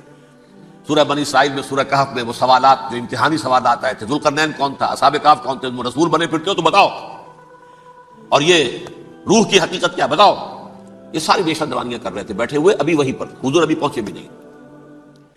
ہجرت فرما کر حضور تشریف لے آئے تو حضور نے جسے ماسٹر سٹروک کہا جائے گا، یعنی اسٹیٹس مین شپ کا ماسٹر سٹروک، آپ نے مدینے میں آتے یہودیوں کے ساتھ پیکٹ کر دیا، جوائنٹ ڈیفنس پیکٹ آف مدینہ، کہ اگر مکے والے ہم پر حملہ کریں گے تو ہم مل جل کر ایک قوم کی حیثیت سے مقابلہ کریں گے. یہ میثاق مدینہ کہلاتا ہے، جس کے بہت غلط معنی پہنائے جا رہے ہیں آج کل. بہرحال میں موضوع میرا چونکہ یہ نہیں، میں ادھر نہیں جاؤں گا. لیکن ہوا کیا؟ ہر مرتبہ یہ خیانت کے مرتکب ہوئے. ان نے جو عہد کیے تھے ان سے پھرے، اندر ہی اندر سازش، ریشہ دوانی، حضور کی بدترین دشمنی. سورہ نساء کی آیت نمبر 12 میں، 14 میں، 13 میں فرمایا ہے لا تزال تطلع علی خائنۃ منہم. اے نبی، ہمیشہ آپ کے علم میں ان کی طرف سے خیانتیں، بددیانتیاں آتی رہیں گی. اور بار بار وہ مسلسل جنگ کی آگ بھڑکاتے تھے. قریش کو دعوت دیتے، آؤ آؤ آؤ، ہم اندر سے بغاوت کر دیں گے، تم آؤ تو صحیح، ختم کریں محمد کو اور اہل ایمان کو صلی اللہ علیہ وسلم رضی اللہ تعالی عنہ اجمعین. لیکن پھر جب وہ آتے تھے تو یہ دبک جاتے تھے، ان میں ہمت نہیں تھی، میدان کے مرد نہیں رہے تھے. یہ سورہ حشر میں ان کا نقشہ کھینچا گیا ہے. کھلے میدان میں مقابلے کی اس کے اندر صلاحیت ہی نہیں ہے. یہ تو فصیلوں کے پیچھے سے، جیسے عورتیں کہیں دیہات میں لڑائی ہوتی ہے تو مرد جو ہے گلیوں میں لڑتے ہیں، عورتیں اوپر سے پتھر پھینکتی ہیں، بس وہ کام یہ کر سکتے تھے. من ورائے جدر، فصیلوں کے پیچھے سے، جنگ میں میدان میں نہیں آ سکتے. بہرحال قرآن مجید میں ہے یہ سورہ مائدہ کی آیت نمبر 64، کلما اوقدوا نارا للحرب اطفاها اللہ. اکثر و بیشتر مواقع پر تو یہ جب آگ بھڑکاتے تھے جنگ کی، اللہ اسے بجھا دیتا تھا. لیکن بہرحال اس کے باوجود جنگیں ہوئی، غزوہ بدر، غزوہ احد ہوئی کہ نہیں؟ یہ ساری اصل شرارت میں. اور اس کے نتیجے میں حضور نے پھر ایک ایک کر کے 3 قبیلوں کو سزا دی. غزوہ بدر کے فوراً بعد بنو قینقاع نکالے گئے مدینے سے، غزوہ احد کے فوراً بعد بنو نذیر نکالے گئے، اور غزوہ احزاب کے بعد بنو قریظہ نکال دیے گئے. یہ تو میں نے آپ کے سامنے رکھ دیا صرف حضور کے زمانے میں ان کا کیا رویہ رہا، دشمنی. رات بھی ہم نے وہ آیت پڑھی تھی، لَتَجِدَنَّ أَشَدَّ النَّاسِ عَدَاوَةً لِلَّذِينَ آمَنُوا الْيَهُودُ وَالَّذِينَ أَشْرَكُوا. اہل ایمان کی دشمنی میں شدید ترین تم پاؤ گے یہودیوں کو اور مشرکین. مشرکین بھی بعد میں ہے، پہلے یہودی. حضور کے بعد کیا ہوا اب یہ نوٹ کیجئے، یہ ان کی تاریخ کا دوسرا دور. حضرت عمر رضی اللہ تعالیٰ عنہ قائد خلافت ہے. بیت المقدس کا محاصرہ کیا گیا، فصیل بڑی اونچی، شہر اندر سے سیلف سفیشنٹ، حملے کا راستہ کوئی نہیں. محاصرہ طول کھینچ رہا ہے لیکن ان کے پاس رسد بھی موجود ہے، پانی بھی موجود ہے، وہ دروازے بند کر کے بیٹھے ہوئے. بالآخر اللہ تعالیٰ کی مشیت کا ظہور کیسے ہوا؟ ان کے کچھ علماء آئے فصیل پر، کہا دیکھو مسلمانوں، تم قیامت تک بھی یہاں پڑے رہو گے محاصرہ کر کے، ہمارا یہ شہر فتح نہیں ہوگا. ہاں، ایک درویش بادشاہ کے ہاتھوں یہ شہر فتح ہونا ہے، لیکن تمہارے اندر ہمیں وہ نظر نہیں آ رہا. ابو عبیدہ بن الجراح رضی اللہ تعالی عنہ، امین هذه الامہ، ان کا فوراً ذہن گیا وہ درویش بادشاہ مدینے میں بیٹھا ہوا ہے، عمر رضی اللہ تعالی. اب ایک اور عمر بھی ہے جو قندھار میں بیٹھا ہے. نقشہ وہی ہے، سادگی کی حد تک نقشہ وہی ہے، بالکل وہی، اپنی آنکھوں سے دیکھا وہی سادگی. عمر اول، عمر ثانی تھے عمر بن عبد العزیز اب ایک اللہ کے فضل سے اللہ تعالیٰ ایدہ اللہ بنصرتہ، اللہ تعالیٰ ان کی نصرت فرمائے، دشمنوں کو ان کے مقابلے میں نیست و نابود کرے۔ انہوں نے ریکویسٹ بھیج دی کہ حضور تشریف لائیے، یہ شہر فتح ہو جائے گا۔ وہ ہے سفر تاریخی، اتنا طویل سفر، تقریباً 700 میل، ایک اونٹ، ایک خادم، ایک منزل پہ امیر المومنین اوپر بیٹھے، خادم آگے چل رہا ہے، اگلی منزل پہ خادم اوپر بیٹھا ہے، امیر المومنین آگے جا رہا ہے۔ اور جب پہنچے ہیں تو وہ باری تھی خادم کی، انہوں نے ہاتھ جوڑ دیا، حضور خدا کے لیے تم کیا کہیں گے لوگ، وہ میرا برا حال کر دیں گے، تمہیں شرم نہیں آئی؟ امیر المومنین پیدل آگے چل رہے ہیں نکیل پکڑ کر، اور تم بیٹھے ہو اوپر براجمان ہو۔ حضرت عمر فرمایا الدور دورک، نہیں باری تمہاری ہے، بیٹھ۔ اس حال میں پہنچے ہیں، اور پھر یہ کہ ابو عبیدہ بن الجراح آئے ہیں، استقبال کیا ہے تو دیکھا ہے، اس حال میں چلے آ رہے ہیں عمر، نکیل پکڑے ہوئے چلے آ رہے ہیں، اور کہتے ہیں کہ کہیں کیچڑ ویچڑ تھا، جوتے خراب ہو گئے تھے، وہ بھی اتار کے ہاتھ میں پکڑے ہوئے، کپڑے تو تھے ہی پھٹے ہوئے۔ انہوں نے کہا بھی حضرت ابو عبیدہ نے، دیکھیے یہ بڑا متمدن ملک ہے، بڑا مہذب علاقہ ہے یہ، آپ ذرا حلیہ اپنا دوست فرما لیں تب جا کے پیش ہم آپ کو کریں گے۔ آپ نے فرمایا نحن قوم اعزنا اللہ بالاسلام، ہم وہ قوم ہیں جنہیں اللہ نے عزت دی ہے اسلام کے ذریعے سے، کپڑوں کے ذریعے سے نہیں، دولت کے ذریعے سے نہیں۔ اسی حال میں گئے ہیں، اوپر سے انہوں نے کھڑے ہو کر نشانیاں دیکھی ہیں، اپنی کتابیں کھولی، ہاں یہ وہی ہے، اچھا لو جی سرنڈر، شہر تمہارے ہاتھ میں۔ خون کا ایک قطرہ نہیں بہا اور بیت المقدس فتح ہو گیا۔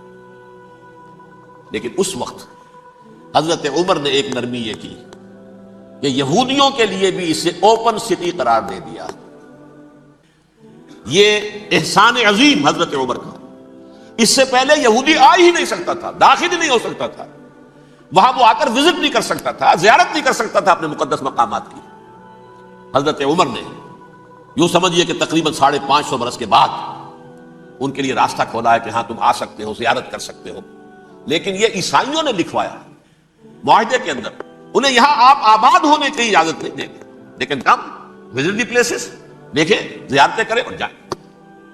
یہ معاہدہ حضرت عمر کا ہے رضی اللہ تعالیٰ، جو پھر خلافت راشدہ کے بعد بنو امیہ نے بھی اس کو آرڈر کیا، بنو عباس نے کیا، پھر جو ہمارے یہ ترکوں میں اندر خلافت آئی تو ترک خلفاء نے بھی اس معاہدے کی پوری پابندی کی۔ فلسطین میں آ سکتے ہیں یہودی صرف زائرین کی حیثیت سے، وہاں آباد نہیں ہو سکتے۔ اب آئیے اگلا دور آیا حضرت عثمان کا دور خلافت۔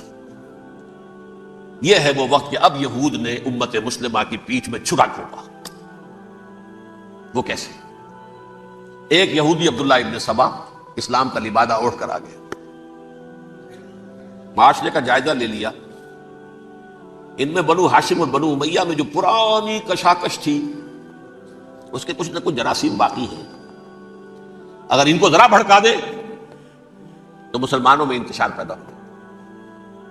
کہا یہ عثمان کون ہے؟ یہ تو بنو امیہ میں سے ہے، یہ حق تو بنو ہاشم کا ہے، خلافت ان کے پاس ہونی چاہیے، محمد کے تو رشتہ دار وہ ہے صلی اللہ علیہ وسلم۔ عوام الناس کے اندر بات پھیلنی شروع ہوئی، پھر ایک بڑی سازش کے انداز میں حضرت عثمان کے خلاف پروپیگنڈا، حضرت عثمان کے جو عاملین تھے، گورنر تھے، ان کے خلاف پروپیگنڈا، اور ایسی ہوشیاری کرتے تھے کہ کوفے میں کوفے کے حاکم کے خلاف کچھ نہیں کہنا، اجی مصر میں یہ ہو رہا ہے، اجی شام میں یہ ہو رہا ہے، اجی یہ جو عثمان ہے وہ یہ کر رہا ہے، یہ ظلم ہو رہا ہے، یہ لوٹ مار ہو رہی ہے، یہ خیانتیں ہو رہی ہیں۔ اب نہ تو اس زمانے میں مینز آف کمیونیکیشن، کیسے تصدیق کریں؟ افواہیں تو آپ آج کراچی کے اندر شروع ہو جائے تو پتہ نہیں چل سکتا کسی کو کہ کیا اس میں صداقت ہے کیا جھوٹ ہے، اور بری بات جو ہے فطرت انسانی کی کمزوری ہے، وہ فوراً قبول کرتا ہے، کسی کے بارے میں اچھی بات ماننے کو تیار نہیں ہوتا، لیکن بری بات تو فوراً تیار۔ بہرحال یہ فتنہ انہوں نے اٹھایا، حضرت علی کی الوہیت کا فتنہ اٹھایا، حضرت عثمان کے خلاف الفتنۃ الکبریٰ برپا کیا، حضرت عثمان شہید ہوئے۔ اس کے بعد 5 برس تک مسلمان ایک دوسرے کی گردنیں کاٹتے رہے، باہمی خانہ جنگی ہوئی، امت کو وہ زخم لگایا ہے جو آج تک جس سے خون رس رہا ہے۔ یہ شیعان عثمان اور شیعان علی تھے جو بعد میں پھر سنی اور شیعہ ہو، اور آج تک فتنہ کس نے جگایا؟ ایک عبداللہ ابن سبا یہودی اور اس کے کارندے، شیطان کا ایجنٹ، اور انسانوں میں سے بھی اس کے جو بھی حواریین تھے اور شیطانوں کے اندر سے بھی تھے، انہوں نے بھی اس آگ کو بھڑکایا۔ یہ آپ سوچ لیجئے کہ یہ کس نے وہ زخم لگایا؟ یہودی۔ اگلا دور آیا، خلافت راشدہ ختم ہوئی، بنو امیہ کا بھی دور کافی گزر گیا۔ طارق ابن زیاد 712 عیسوی میں حملہ کرتے ہیں اسپین پر، اسپین اس وقت عیسائیت کا بہت بڑا گڑھ، بڑے کٹر ترین عیسائی جو ہے وہ اسپین میں تھے، لہذا یہودیوں کی وہاں بہت پٹائی ہوتی تھی، بہت پٹائی ہوتی، یہ میں بتا چکا ہوں، دشمنی تھی ان کی تو چلی آ رہی تھی عیسائیوں کے ہاتھوں یہودیوں کی، وہ تو سن 300 عیسوی سے ایمپرر کانسٹنٹائن کے بعد سے شروع ہو گئی تھی۔ اس حوالے سے یہودیوں نے اس وقت چالاکی یہ برتی، کچھ راستے واسطے بتائے، کچھ مدد کی طارق ابن زیاد کی، طارق ابن زیاد نے انہیں اپنا محسن سمجھا، ہسپانیہ فتح ہو گیا، تو یہودی چونکہ محسنین کی فہرست میں آ چکے تھے، انہیں بہت اقتدار نصیب، بڑی سپورٹ مسلمانوں نے دی۔ ان کے بڑے بڑے علماء جو اسی دور کے اندر پیدا ہوئے، بڑے بڑے تھنکرز ان کے اسی دور میں پیدا ہوئے۔ بن گوریون جو کہ ایک وزیر اعظم تھا اسرائیل کا، اس نے یہ لکھا ہے اپنی کتاب میں، Muslim Spain was the golden era of our diaspora, وہ ڈائسپورا جو 70 عیسوی سے شروع ہوا تھا اور 1917 عیسوی تک جاری رہا ہے، اس میں سے گولڈن ایرا ہمارا جو تھا وہ مسلم اسپین تھا، اسپانیہ میں بیٹھ کر ہم نے عیش کیے۔ لیکن وہاں سے انہوں نے اور جو کچھ کیا، یہ تو داستان کے بہت سے گوشے ہیں، لیکن میں جس اسٹریٹ لائن میں چل رہا ہوں اس کے اعتبار سے ایک بات سمجھ لیجیے، وہاں بیٹھ کر انہوں نے اب عیسائیت کی پیٹھ میں چھرا گھونپا، پروٹیسٹنٹ مذہب پیدا کیا، تقسیم کر دیا، جیسے شیعہ سنی کی تقسیم، عبداللہ ابن سبا، رومن کیتھولک اور پروٹیسٹنٹ کی تقسیم، یہودی علماء۔ ہوتا کیا تھا، ہسپانیہ کی یونیورسٹیاں ہیں، کارڈووا میں ہے، ٹولیڈو میں ہے، گریناڈا میں ہے، غرناطہ، قرطبہ، تولیتلا، اور وہاں آتے تھے لوگ، فرانس سے چلے آ رہے ہیں نوجوان پڑھنے کے لیے، جرمنی سے چلے آ رہے ہیں، اٹلی سے چلے آ رہے ہیں، 3 ہی ملک قریب ترین پڑھتے ہیں سینٹرل جو یورپ کے ہیں۔ یہاں پر جو ہے وہ اسلام جو نور پھیلا رہا تھا اس سے بھی مستفیض ہوئے، جہالت کے جو ہے پردے ان کے وہ چھٹے، اس کے ساتھ ہی وہ یہودی وہاں ان کے اندر جو جراثیم داخل کر رہے تھے، وہ اس عیسائیت کے خلاف بغاوت جو اس وقت دنیا میں عیسائیت اس وقت تھی، پوپ کا راج تھا دنیا میں اس وقت، یورپ میں جو عیسائیت تھی اس میں ایک طرف بادشاہ تھے، لیکن بادشاہوں کی حیثیت وہاں پر یوں سمجھ لیجئے کٹ پتلیوں کی تھی، اصل قوت پوپ کے ہاتھ میں تھی۔ اور پوپ کو انہوں نے جیسے قرآن نے کہا اتخذوا احبارهم ورهبانهم اربابا من دون اللہ، کیونکہ سینٹ پال نے شریعت موسوی ساقط کر دی تھی، تو اب شریعت تھی ہی نہیں، پوپ کو اختیار تھا جس چیز کو چاہے حلال قرار دے دے، جس چیز کو چاہے حرام قرار دے دے۔ اتخذوا احبارهم ورهبانهم اربابا من دون اللہ۔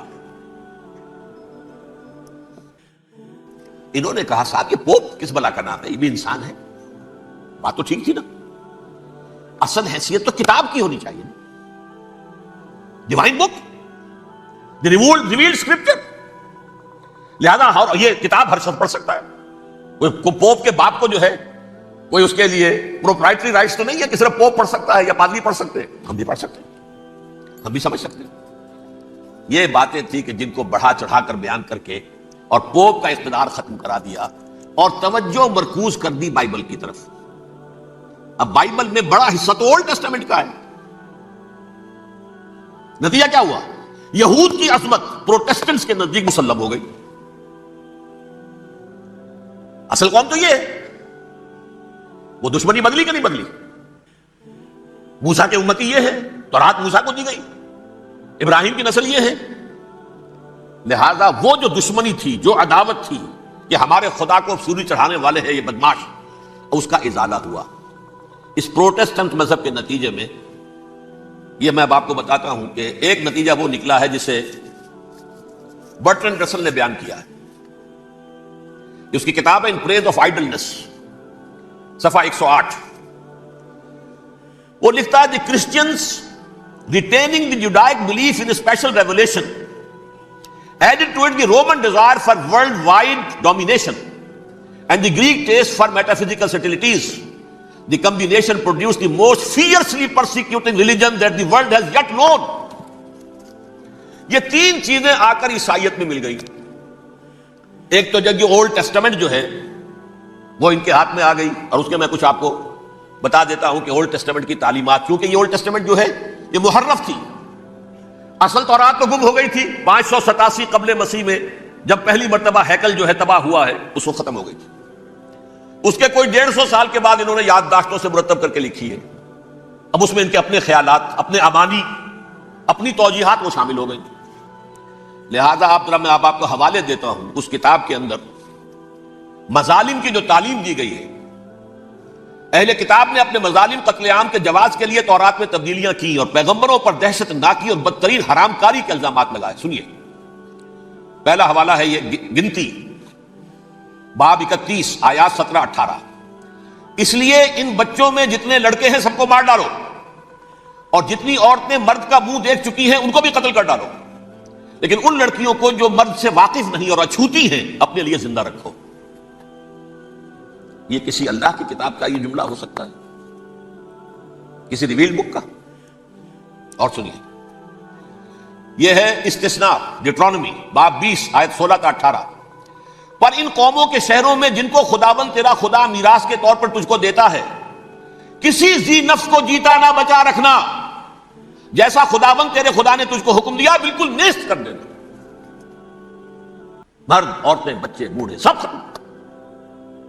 یہ کتاب مقدس ہے. اور سنیے، سموئیل باب 27 آیت نمبر 9. اور داؤد نے اس سرزمین کو تباہ کر ڈالا اور عورت مرد کسی کو جیتا نہ چھوڑا. نمبر 4، ان سب آباد شہروں کو ماں، عورتوں اور بچوں کے بالکل نابود کر ڈالا. کتاب استثناء باب 3 آیت 6. یہ ہے جو کہہ رہا ہے برٹرنڈ رسل، کرسچینٹی میں آ کر یہ تین چیزیں شامل ہو گئی. ایک تو یہ باربیرین، یہ تعلیم جو ہے، اور یہ مذہب کے نام پہ تعلیم، یہ کتاب مقدس کی تعلیم. نمبر 2، رومنز کے اندر جو ایک تمنا تھی ورلڈ ڈومینیشن کی، وہ عیسائیت کے اندر آ گئی. اس لیے کہ پوری رومن امپائر جو ہے عیسائی ہو گئی، اسے وراثت کے اندر ورلڈ ڈومینیشن کی جو ایک تمنا تھی وہ مل گئی. اور پھر یہ کہ انہوں نے جو توہمات تھے یونانیوں کے، ان کو بھی اپنے ہاں مختلف شکلوں کے اندر جمع کر لیا. ان تین چیزوں کا the combination produced the most fiercely persecuting religion that the world has yet known. اس کے نتیجے میں دنیا میں تاریخ انسانیت کے اندر جو بدترین خونخوار ترین مذہب ہو سکتا ہے وہ شکل عیسائیت نے اختیار کی. اور اس کا مظہر عتم کیا تھا؟ نوٹ کیجیے، صلیبی جنگیں. ایک بات ٹائم ٹیبل کے اعتبار سے نوٹ کر لیجیے گا. فرسٹ ملینیم ختم ہوا، سیکنڈ شروع ہوا. ان کے 1000 سال ختم ہوئے تو 11ویں صدی میں سیکنڈ ملینیم شروع ہوا، تو پہلی صلیبی جنگیں ہوئی. لاکھوں مسلمان قتل کیے. صرف یروشلم کے اندر اتنا خون بہایا ہے کہ خود ان کے ہسٹورینز لکھتے ہیں کہ جب ان صلیبیوں نے، جب گھوڑوں کے ساتھ وہ چل رہے تھے گلیوں میں، تو ان کے گھوڑوں کے گھٹنوں تک خون کی ندی بہ رہی تھی. جہاں سے گزرے ختم کرتے چلے گئے، آبادیاں کی آبادیاں ختم. اگرچہ اس کروسیڈ میں گیہوں کے ساتھ دھن بھی پسا، یہودی بھی بہت مارے گئے. یہ فرانس سے، جرمنی سے جب یہ کروسیڈرز آ رہے تھے، 3000 میل کا سفر طے کر کے آئے تھے. سوچئے تو صحیح. اربن ثانی پوپ جو تھا، آگ لگا دی تھی اس نے پورے یورپ کے اندر. شرم سے ڈوب مرو، تمہارے مقدس علاقے مسلمانوں کے ہاتھ میں. انفیڈلز، یہ کافر، یہ مرتد، یہ ملحد. مسیح جہاں پیدا ہوا، مسیح کو جہاں سولی دی گئی، وہ کہاں ہے؟ ان کے ہاتھ میں. وہ آگ لگائی ہے. 3000 میل کا فاصلہ طے کر کے یہ قومیں آئی ہیں، اور جو تباہی مچائی ہے. تاریخ انسانی میں ایسی بربریت کی کوئی مثال. اور یہ ان کے اپنے ہسٹورینز لکھتے ہیں شرم کے بارے میں. ایسے محسوس ہوتا ہے جیسے ان کی گردنیں جھکی جا رہی ہوں لکھتے. اب آگے چلیے. یہ جو بغاوت ہوئی پوپ کے خلاف، اس میں نوٹ کیجئے تاریخی اعتبار سے سب سے پہلے بغاوت کرنے والا ملک انگلستان تھا. اس نے اپنا چرچ علیحدہ بنایا، چرچ آف انگلینڈ. پوپ سے رشتہ منقطع ہے. The first Protestant kingdom in Europe was England. اسی سے رشتہ جوڑی ویسٹ، وائٹ اینگلو سیکسن پروٹیسٹنٹس. ان میں اولیت کا شرف کسے حاصل ہے؟ برطانیہ شریف کو. یہاں پر انہوں نے اب ایک بہت بڑا جو کارنامہ کیا، پوپ کی گرفت کم ہوئی یورپ پر سے، پروٹیسٹنٹ مذہب کا فروغ ہوا، تو انہوں نے سود کی اجازت حاصل کر لی. جب تک پوپ کی حکومت تھی سود حرام تھا. نو ٹرانزیکشن، نہ انٹرسٹ، نہ یوزلی، کچھ بھی نہیں. پروٹیسٹنٹس کے ذریعے سے سود کی اجازت حاصل کر لی. اس کے بعد بڑے بڑے بینک بنا کر بیٹھ گئے. The house of Rothschilds, the house of goldsmiths. یہ عمران خان صاحب کے خسر جو تھے، گولڈ سمتھ، یہ بینکرز، بڑی بڑی فیملیز. ان لوگوں نے کیا کیا؟ اب ریشہ دوانیاں. یورپ میں مختلف ملکوں کے درمیان جنگیں کروائیں سازشوں کے ذریعے سے. وہی کلما اوقدوا نارا للحرب جنگ کے لیے آگ بھڑکا دینا تو ان کا پرانا مشغلہ تھا، جنگیں کرواتے تھے. پھر فرانس کے بادشاہ کو بھی قرض چاہیے اسلحہ کے لیے، انگلستان کے بادشاہ کو بھی قرض چاہیے، ہاؤس آف روتشائلڈ کا ایک نمائندہ وہاں بیٹھا ہے، ایک یہاں بیٹھا ہے، اور منہ مانگے شرح پر سود کے اوپر قرض دے رہے ہیں. ان کو سب کو جو ہے ان کے سارے مالی وسائل کھینچ لیے، دولت پر قبضہ کر کے بیٹھ گئے، اور اس کا نتیجہ یہ نکلا چند 100 سالوں کے اندر کہ فرنگ کی رگے جاں پنجے یہود میں. اس سودی نظام کے ذریعے سے دولت پر ان کا قبضہ. علامہ اقبال 1905 سے 1908 تک رہے تھے نا وہ، لیکن یہ کہ ان کی نگاہ تھی ایسی، گاہ میری نگاہ تیز چیر گئی دل وجود، گاہ الجھ کے رہ گئی میرے توہمات میں. اور انہوں نے دیکھا ہے کہ فرنگ کی رگے جاں پنجے یہود میں ہے. ابھی ہٹلر کا تو وجود بھی نہیں تھا، بعد میں ہٹلر کو محسوس ہو گیا نا واقعتاً ہمارا اصل دشمن یہ یہودی ہے جو یہاں پر بیٹھا ہوا، جو ہمارا خون چوس رہا ہے. آخر یوں ہی تو نہیں، دماغ اس کا ایسے تو خراب نہیں ہو گیا تھا. یہ قتل عام، یہ ہولوکاسٹ کس لیے؟ اس نے پہچان لیا اس لیے کہ وہ ویسٹ نہیں تھا، وائٹ اینگلو سیکسن پروٹیسٹنٹس. اصل جادو جو چلا وہ ان پر چلا، اور برطانیہ ان کا سب سے بڑا جو ہے وہ پشت پناہ، مددگار، حامی. اس کے ساتھ ساتھ انہوں نے کوشش کی، یہ ترک خلفاء بیچارے، مرد بیمار تو بن ہی چکا تھا یورپ کے اندر، زوال سے دوچار ہو چکی تھی ترکی خلافت. انہوں نے بھی محل بنائے تھے. آج تجھ کو بتاتا ہوں تقدیر امم کیا ہے، شمشیر و ثنا اول، طاؤس و رباب آخر. بڑے بڑے قرضے لے کر محل بنے تھے یہ، جو آج جا کر آپ استنبول میں دیکھ لیجئے، قرضوں کے اندر بندھے ہوئے. لیکن یہ کہ کم سے کم یہ ضرور کیا کہ بڑی سے بڑی رشوت انہیں یہودیوں نے پیش کی کہ کسی طرح ہمیں فلسطین میں آباد ہونے کی اجازت دے دو. لیکن this goes to their credit, انہوں نے کہا نہیں، یہ معاہدہ جو عمر نے کیا تھا رضی اللہ تعالی عنہ، اس کو میں نہیں بدل سکتا. تم جاؤ، جا کے زیارت کرو، آ جاؤ، تم وہاں آباد نہیں ہو سکتے، کیونکہ ترکی کے زیر زندگی تھا نا علاقہ. سلطنت عثمانیہ میں شامل تھا پورا ویسٹ ایشیا، پورا ایسٹ یورپ، پورا شمالی افریقہ، 3 بر اعظموں پر پھیلی ہوئی تھی سلطنت عثمانیہ، خلافت عثمانیہ. 400 برس تک خلافت ان کے ہاں رہی ہے. انہوں نے نہیں مانا. نتیجہ کیا نکلا؟ انہوں نے اس خلافت کے نظام کو ختم کرنے کے لیے سازش شروع کی. اس سازش کا نتیجہ تھا، اس کو دیکھ کر بھانپ کر ہندوستان میں تحریک خلافت چلی ہے. بولی اماں محمد علی کی جان بیٹا خلافت پر دے دو، ساتھ ہو تیرے شوکت علی بھی جان بیٹا خلافت پر دے دو. تحریک چلی، ابھی ختم نہیں ہوئی تھی خلافت، لیکن نظر آ گیا. بڑا پیارا واقعہ ایک صاحب نے سنایا ہے کہ جب شیخ الہند جو ہیں اسیر تھے مالٹا میں، یہ 1915 سے 1920 تک رہے، تو وہاں جو تھا مالٹا کا جو کیمپ تھا جس میں کہ یہ اسیر تھے، اس کا کمانڈانٹ جو تھا انگریز، انہوں نے دیکھ لیا تھا یہ بہت فرشتہ خصلت انسان ہے، نورانی شکل ہے، تو وہ اچھا میل ملاپ تھا.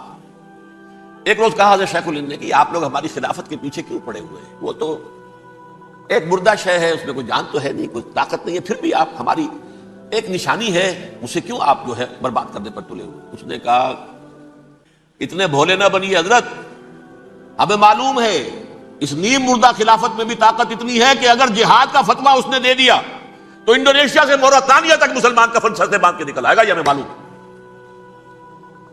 لہذا ہم نے ختم کرنا ہی کرنا. اور ختم کس سے کرایا؟ ایک فری میسن مصطفیٰ کمال پاشا، چاک کر دی ترک ناداں نے خلافت کی قبا، سادگی اپنوں کی دیکھ اوروں کی عیاری بھی دیکھ. عیاری کس کی تھی؟ یہود کی، اور ان کے اعلی کار برطانیہ. ابھی خلافت ختم بھی نہیں ہوئی تھی، برطانیہ کے ذریعے سے 1917 میں بالفور ڈکلیریشن کے ذریعے سے حق حاصل کر لیا کہ ہاں جا کر یہ آباد بھی ہو سکتے ہیں. چونکہ دوسری جنگ عظیم میں سلطنت عثمانیہ ختم ہو گئی تھی، خلافت نام کی تھی، سلطنت تو ختم ہو گئی، ترکی رہ گیا تھا صرف. اور جنرل ایلنبی کی فوجیں داخل ہو چکی تھی یروشلم میں. یروشلم پر قبضہ برطانیہ کا ہو چکا تھا، اور قبضہ دلوانے والے برطانیہ کو ہمارے ہندوستان کے مسلمان فوجی بھی تھے. اربوں نے بغاوت کی ترکوں کے خلاف، اور انگریزوں کی فوج میں ہمارے ہندوستان کے مسلمان سپاہی بھی تھے. بہرحال اب چونکہ ان کے پاس آ گیا، برطانیہ نے اعلان کر دیا، بالفور ان کا وزیر خارجہ، Jews have a right to settle in Palestine, وہ جائیں آباد ہو سکتے. یہ 1917 کا اعلان ہے. اس کے بعد جو کچھ انہوں نے طریقے برتے ہیں، اس میں دھن، دھوس، دھاندلی، دھوکہ، ہر چیز. مثلا دھن، گئے جناب یہ آپ مکان بیچیں گے؟ اچھا جی لے لیجیے، آپ کیا مانگتے ہیں؟ 10 لاکھ، میں 11 لاکھ دیتا ہوں لیکن کل ہی نکل جائیں۔ پیسے کی کمی تھی نہیں، پورا یورپ کا سرمایہ ان کے پاس، بینکرز کے پاس۔ زائنسٹ موومنٹ اصل میں بینکرز کی موومنٹ تھی۔ 1897 میں جمع ہو کر انہوں نے جو پروٹوکول بنائے تھے وہ کون تھے؟ سب کے سب بینکرز تھے۔ دولت کی کمی نہیں تھی، تم 10 کی بجائے 11 لو، نکل جاؤ۔ یہ کھیت بیچتے ہو کتنے کا؟ بھائی 12 کا، ہم 13 دیتے ہیں بھائی، جلدی سے نکل جاؤ۔ یہ بھی کیا، دھن کے ذریعے سے ڈسپلیس کیا، جہاں زور چلا نکال دیا۔ اور اس کے بعد پھر جب سن 48 میں اسرائیلی ریاست قائم ہو گئی، اب اسرائیلی جو ہے عدالتوں میں استغاثے دائر کرنے شروع، یہ فلاں مکان میرے پڑانے پکڑ دادا سکڑ دادا کا تھا 2000 سال پہلے، اس کے اوپر یہ قبضہ کر کے بیٹھے ہوئے، یہ میرے پاس دستاویزات ہیں۔ اچھا ٹھیک ہے، آپ نکل جائیں، یہ مکان ان کا ہے۔ اس طریقے سے انہوں نے بے دخل کیا فلسطینیوں کو، اور خود وہاں پر قدم جما کر مضبوطی سے بیٹھ گئے۔ یہ ہے کہ جو مغربی اقوام نے کیا ہے، اس میں سیکنڈ جو ہے رول پلے کیا ہے امریکہ نے۔ ویسٹ جو ہے اس کا نمبر 2 امریکہ تھا، اب نمبر 1 امریکہ ہے۔ اب برطانیہ کی کوئی حیثیت اب نہیں ہے، لیکن سب سے بڑا وکیل جو ہے وہ وہی ہے اب بھی۔ لیکن ظاہر بات ہے کہ west white Anglo Saxon Protestants کا امام اس وقت جو ہے وہ برطانیہ، یو ایس اے۔ 1948 میں یہ قائم ہوا، اور یہاں پہ نوٹ کیجئے پاکستان 47 میں قائم ہوا ہے، اور تقریباً 9 مہینے ہیں درمیان میں، اگست 47 اور مئی یا جون 48۔ اس کا کیا مطلب ہے یہ میں بعد میں بتاؤں گا آپ کو۔ پہلی جنگ ہوئی 48 میں، عربوں نے بغاوت کی اور عرب جیت رہے تھے، اچانک پتہ نہیں کیوں عربوں نے جنگ بند کر دی۔ یہ بالکل یوں سمجھیے کہ پیرلل واقعات ہیں۔ کشمیر میں ہم جیت رہے تھے، بھاگ کر نہرو پہنچ گیا یونائٹڈ نیشنز کے اندر، جنگ بند ہو گئی، ختم ہوا ایسا۔ کچھ اپنوں کی غلطی بھی تھی، کچھ قبائلیوں نے وہاں جا کر سری نگر ایئرپورٹ تک پہنچ گئے تھے، بجائے اس پر قبضہ مکمل کرنے کے لوٹ مار میں لگ گئے، اپنوں کی غلطی بھی تھی۔ لیکن اس کے باوجود پڑنا بھاری تھا، اور اگر سری نگر ایئرپورٹ پر قبضہ ہو گیا ہوتا تو سوال ہی پیدا نہیں ہوتا کہ بھارت بھی اپنی فوجیں اتار سکتا، زمینی راستہ تھا ہی نہیں۔ وہی وہاں ہوا ہے، بڑے ہی عجیب طریقے پر عرب جیت رہے تھے، اسرائیل جو ہے شکست کھا رہے تھے، عربوں نے صلح کر دی۔ کچھ مہینوں کے بعد عربوں نے دوبارہ جنگ کی۔ اتنے عرصے میں یہ اسرائیلی، یہ سب جو ہے جتنے دہشت گرد ہیں اسرائیلی، اس دور کے لوگ ہیں، وہ چاہے مینیجم بیگن تھا یا کوئی اور، یہ سب کے سب اس دور کے ٹیررسٹ۔ اب انہوں نے ڈٹ کر جو مقابلہ کیا، عربوں کو شکست دی بڑی سخت۔ سن 48 میں عربوں کو شکست ہو گئی۔ سن 67 میں روس کے سکھانے پڑھانے پر جمال عبد الناصر نے حملہ کیا، بلاکیٹ کر دیا ایلات کا، بندرگاہ کا۔ 6 دن کی جنگ کے اندر اسرائیلیوں نے روس سے پورا صحرا سینا لے لیا، اسرائیل شام سے گولان ہائٹس لے لیے، اردن سے یہ پورا مغربی کنارہ جو یہ اردن کا حصہ تھا، اور مشرقی یروشلم اردن کے پاس تھا، اس پر بھی قبضہ کر لیا۔ 1967 کی جنگ کا نتیجہ کیا نکلا؟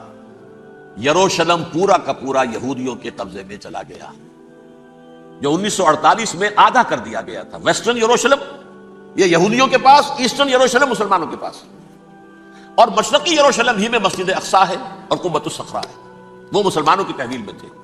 اردن کا قبضہ مسلمانوں کی تحویل، لیکن اب 67 میں پورا یروشلم ان کے قبضے میں آ گیا۔ پھر بہرحال مصر نے ایک کوشش کی بدلہ لینے کی سن 73 کی جنگ میں، اور اس میں کوئی شک نہیں بڑی شجاعت کا مظاہرہ کیا۔ رمضان وار آف 1973، بارلیو لائن کراس کر لی، جسے وہ سمجھتے تھے کہ کوئی طاقت دنیا کی ہمارے اس دفاعی جو ہے لائن اس کو کراس کر نہیں سکتی۔ لیکن پھر جب امریکہ اپنی پوری طاقت لے کر میدان میں آ گیا ہے تو ظاہر بات ہے کہ مصر کی حیثیت امریکہ کے مقابلے میں کچھ نہیں۔ یہ ہے میں نے جو مختصر سی تاریخ آپ کے سامنے رکھ دی ہے۔ اب جو اصل مسئلہ ہے سمجھیے، سین کیا ہے، منظر کیا ہے۔ یہ پہلو وہ ہیں بہت سے کہ جو شاید بہت سے حضرات کی نگاہوں میں نہ ہو، باقی تو یہ تاریخ کے واقعات ہیں، اکثر لوگوں کے علم میں ہو گئے۔ یہودیوں میں بھی ایک بڑی شدید اندرونی کشاکش ہے، جیسے مسلمانوں میں کچھ مسلمان وہ ہیں جو نماز روزے کی پابندی کرتے ہیں، دین سے انہیں تعلق ہے، کچھ وہ ہیں جو نہ نماز نہ روزہ نہ کچھ، نام تو ان کے ہیں، محمد حسین ہے، غلام علی ہے تو صحیح، سیکولر ذہن ہے، مادی پرستی ہے، کچھ نہیں ہے کہ نہیں، ایسا ہی ان کے ہاں بھی ہے۔ اصل یہودی جو ہے، عملی یہودی، اس کی شکل آپ نے اگر کبھی دیکھی ہو اس کے سر کے اوپر اونچا ہیٹ ہوتا ہے کالا، ان کی زلفیں لمبی لمبی ہوتی ہیں، خاص طور پر یہ جو ہے گلپٹی کے بال، یہ قلمیں جو ہیں یہ تو لا کے چھلے بنا کر بڑا خوبصورت سا جو ہے وہ ہار بناتے ہیں، لمبا کالا کوٹ پہنا ہوتا ہے، لمبی داڑھی ہوتی ہے۔ یہی وجہ ہے کہ مسلمانوں میں بھی مصر میں جس کی لمبی داڑھی ہوتی تھی، اب کچھ حالات شاید بدل گئے، وہ سمجھتے تھے یہ یہودی ہے، یعنی لمبی داڑھی یہودی رکھتا تھا، مسلمان نہیں۔ مسلمان تو عرب صرف ٹوکن داڑھی رکھتے ہیں یا شیو کرتے ہیں، یا سعودیوں کی طرح صرف کوئی نشان چھوڑتے ہیں، اللہ اللہ خیر سے۔ لمبی داڑھی شعار جو ہے یہودیوں کا۔ ایک انتہا پر تو یہ ہے، دوسری انتہا پر وہ جنہیں کسی شے سے غرض نہیں، شراب بھی پیتے ہیں، سب کچھ ہے، سور بھی کھاتے ہیں یہودی، بینکرز ہیں، بڑے بڑے سائنسدان ہیں، سب کچھ ہیں، وہ زیادہ تر جو ہیں سیکولر تھے ان کے۔ کچھ بیچ بیچ میں بھی ہے، جیسے یہ ایریل شیرون ہے، ویسے شیوڈ ہے، داڑھی تو نہیں ہے اس کے، لیکن سر پہ وہ ضرور وہ جو ہے اس کی ٹوپی سی آپ کو رکھی نظر آ جائے گی۔ یہ ہے درمیانی یہودی ہونے کا نشان کہ ایک شعار انہوں نے اپنا جو ہے برقرار رکھا ہوا، وہ ایک ٹوپی چپکی ہوئی سی ہوتی ہے، وہ ٹوپی کیا ہوتی ہے پتہ نہیں، کیسے چکی رہتی ہے مجھے نہیں معلوم۔ یہ جو کشمکش ہے اس میں، جو زیادہ رائٹسٹ اور لیفٹسٹ کی کہہ لیجیے، سیکولر اور مذہبی لوگوں کی کشمکش ہے، ان کے درمیان ایک کشاکش جو ہے اس کو سمجھ لیجیے کہ وہ کیا ہے۔ ایک چیز تو ان دونوں کے درمیان قدر مشترک ہے، پوری دنیا کی مالیات پر ہم تسلط کریں گے، قبضہ کریں گے، ڈومینیٹ کریں گے، لوگوں کو ہم بنا کر رکھ دیں گے حیوان، ملٹی نیشنل کمپنیاں ہوں گی، انہی کا راج ہوگا، انہی کی حکومتیں ہوں گی، انڈسٹری انہی کے ہاتھ میں ہوگی، لوگ یا مزدوروں کی حیثیت سے کام کریں گے یا تھوڑے سے مینیجرز ان میں سے بھی ہم لے کر کچھ تنخواہیں ان کو بھی دے دیں گے، باقی سود کے ذریعے سے ملائی ہم کھینچتے رہیں گے، مکھن ہمارے پاس آتا رہے گا۔ ورلڈ ڈومینیشن، اکنامک ڈومینیشن، یہ تو دونوں کے نزدیک متفق ہے، سیکولر بھی چاہتے ہیں اور جو مذہبی یہودی وہ بھی چاہتے ہیں۔ اس کے بعد ایک اختلاف ہے، مذہبی یہودی یہ کہتا ہے ہمیں گریٹر اسرائیل بنانا ہے، اور گریٹر اسرائیل وہ سارے علاقے ہیں جو ان کی تاریخ میں اسرائیل سلطنت کا حصہ رہے۔ حضرت یوسف کے زمانے میں یہودی جا کر آباد ہوئے مصر میں، جو ڈیلٹا کا علاقہ ہے، زرخیز ترین علاقہ جو ہے، جوشن کا علاقہ، وہ کہتے ہیں وہ ہمارا ہے، کئی سو برس ہمارے ہیں۔ سرائے سینا ہمارا ہے، اس میں کوہ طور ہے جس پہ حضرت موسیٰ کا ہم کلام ہوئے اللہ سے، تورات ملی، اس میں 40 برس تک ہم بھٹکتے پھرے ہیں، صحرائے تی ہے یہ یتیہون فی الارض 40 سنہ۔ پھر فلسطین تو خیر ہماری جدی پشتی جائیداد ہے، جاگیر ہے۔ پھر یہ عرب جو ہے یہ بھی مدینے تک ہمارا ہے، مدینے سمیت، ہمارے قبیلے وہاں تھے جہاں سے نکالا مسلمانوں نے، پورا عراق ہمارا ہے، پورا شام ہمارا ہے، اور ترکی کا بھی ایک علاقہ ہے ابتدائی مشرقی جنوبی، وہ بھی ہمارا ہے۔ یہ ہے گریٹر اسرائیل کا نقشہ، یہ ہم نے بنانا ہے۔ جبکہ جو سیکولر ذہن کے لوگ کہتے ہیں کیا کرو گے اس کو بنا کے، اس میں جو عرب ہیں وہ تم سے لڑتے رہیں گے، تم انہیں مارو گے وہ تمہیں ماریں گے، اگر تم 10 مارو گے تو ایک تو وہ بھی ماریں گے نا تمہارا، ٹھیک ہے، فائدہ کیا ہے؟ اس کی بجائے ہم یہ کرتے ہیں کہ عرب اور اسرائیل مل کر، کزنز ہیں نا آپس میں، آپ کو معلوم ہے بل کلنٹن نے یہ الفاظ کہے تھے جب اسحاق ریبن سے معانقہ کرایا تھا شاہ حسین مرحوم کا، تو کیا کہا؟ You are cousins. حضرت ابراہیم کے 2 بیٹوں سے نسل ہے نا، حضرت اسماعیل سے عرب ہے، حضور ہے، اور حضرت اسحاق سے یہ بنی اسرائیل ہے، کزنز ہے، یو آر کزنز۔ تو ہم کزنز مل کر ایک اکنامک یونٹ بناتے ہیں، جیسے ایشیا پیسیفک ایک یونٹ بن گیا ہے، آسیان ایک یونٹ بن گیا ہے، وغیرہ وغیرہ، پورا یورپ ایک یونٹ بن گیا ہے، ایک کرنسی بن گئی ہے۔ ہم اس پورے علاقے کو ایک اکنامک یونٹ بناتے ہیں، پیسہ اربوں کا ہوگا، ان کے پاس بہت دولت ہے، تیل ان کا ہوگا، بہت تیل ہے ان کے پاس، مزدور ان کے ہوں گے، بڑی تعداد ہے ان کی، مینجمنٹ ہماری ہوگی، ٹیکنیکل نو ہاؤ ہمارا ہوگا، سائنسدان ہم ہوں گے، ملائی ہم کھاتے رہیں گے، چھاچھ ان کو دیتے رہیں گے۔ تو ہمیں آم کھانے ہیں، پیڑ گننے کی کیا ضرورت ہے؟ خام خواہ ان کی دشمنی مول لیں، زیادہ دشمنی بڑھائیں، یہ اس چھوٹے سے اسرائیل کو تسلیم نہیں کرتے، ہم گریٹر اسرائیل کو کیسے تسلیم کر لیں گے؟ یہ لہذا اس خیال کو دل سے نکال دیں۔ یہ اختلاف ہو گیا نمبر 1، بہت بڑا اختلاف۔ لیکن نمبر 2، اس اختلاف میں اتفاق یہ پیدا کیا گیا، یہاں ایک بات ہم آپ کی مانتے ہیں، ہم کسی بھی پیس پروسیس میں جروسلم نہیں دیں گے ان کو، عربوں، یہ انڈیوائیڈڈ دارالخلافہ رہے گا اسرائیل۔ اور نمبر 2، مسجد اقصیٰ اور قبۃ الصخرہ کو گرا کر 3rd ٹیمپل بنائیں گے۔ یہ مذہبی یہودیوں کو اتنی رشوت اگر وہ نہ دیں تو وہ ان کے ساتھ کام کرنے کو تیار ہی نہیں ہے۔ یہ پورا پس منظر سمجھ لیجئے، اصل میں بٹوین دی لائنز سمجھے بغیر یہ خبریں جو آپ پڑھتے ہیں۔ ادھر امریکہ کا معاملہ کیا ہے؟ ایک طرف وہ پشت پناہ ہے، حمایتی ہے، پروٹیکٹر ہے، محافظ ہے اسرائیل کا. اسرائیل امریکہ ہی کی آؤٹ پوسٹ سمجھ لیجئے، اسی کی ایک ریاست سمجھ لیجئے. لیکن اس کے ساتھ ہی وہ اپنی جو دنیاوی عالمی مصلحتیں ہیں، اتنی بڑی قوم عرب کی جو ہے اسے بھی دشمن تو نہیں بنانا چاہتا. ان میں بھی ماڈریٹس کو چاہتا ہے کہ رہے ماڈریٹس ہیں جو ہماری جیب میں ہیں، حسنی مبارک ہو، شاہ فہد ہو، جو ہماری جیب میں ہے. ورنہ یہ کہ وہاں پر اگر زیادہ ریڈیکل لوگ آ گئے تو ہمارا ویسے ہی بیڑا غرق ہوگا.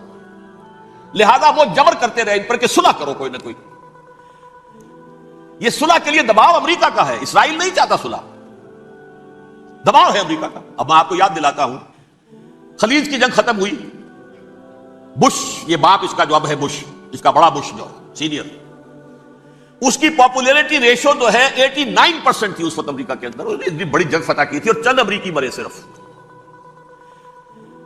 لیکن اس نے ایک موقف اختیار کیا یہود کے خلاف. $10 بلین منظور ہو چکے تھے، اسرائیل کو دیے جانے تھے نئے سیٹلمنٹس بنانے کے لیے اسرائیل میں. اس نے کہا یہ رقم میں ایشو نہیں کروں گا جب تک پیس پروسیس شروع نہیں کرتے. یہ دباؤ تھا جس کے آگے گھٹنے ٹیکنے پڑے $10 بلین کے لیے. لیکن اس کا بدلہ یہ چکایا کہ الیکشن میں ہرا دیا اسے. حالانکہ وہ ہیرو، فاتح، خلیج کی جنگ کا فاتح، 89% ریٹنگ، الیکشن میں 0. دباؤ تھا. اسی طرح بل کلنٹن کا دباؤ رہا، کسی طرح صلح کرو، کسی طرح صلح کرو، کسی طرح صلح کرو. اور اس معاملے میں یہ تسلیم کرتا ہوں، اس معاملے میں اس نے واقعتاً ایڑی چوٹی کا دور لگایا. اور یہ بھی تسلیم کرتا ہوں کہ اس کے دباؤ میں آ کر ایہود باراک جہاں تک چلا گیا تھا، اب کوئی نہیں جا سکتا. وہ آفر نہیں دے مل سکتی اب دوبارہ فلسطینیوں کو. یہ بھی میں بھول گیا آپ کو بتانا.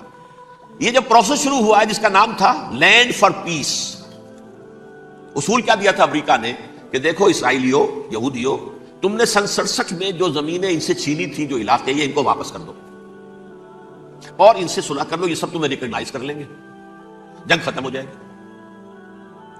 صحرائے سینا دے دو، مصر تم سے صلح کر لے گا. وہ ہو گیا، انور سادات نے صلح کر لی، ریکگنائز کر لیا، صحرائے سینا واپس آ گیا. عربوں نے اسے اپنی فولڈ سے نکال دیا، عرب لیگ سے نکال دیا.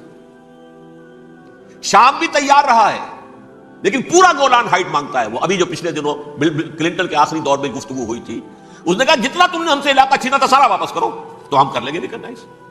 اس میں سے کچھ ایسا اسٹریٹجک امپورٹنس کا علاقہ ہے وہ یہودی کسی طور پر دینے کو تیار نہیں، لہذا صلح نہیں ہو سکی.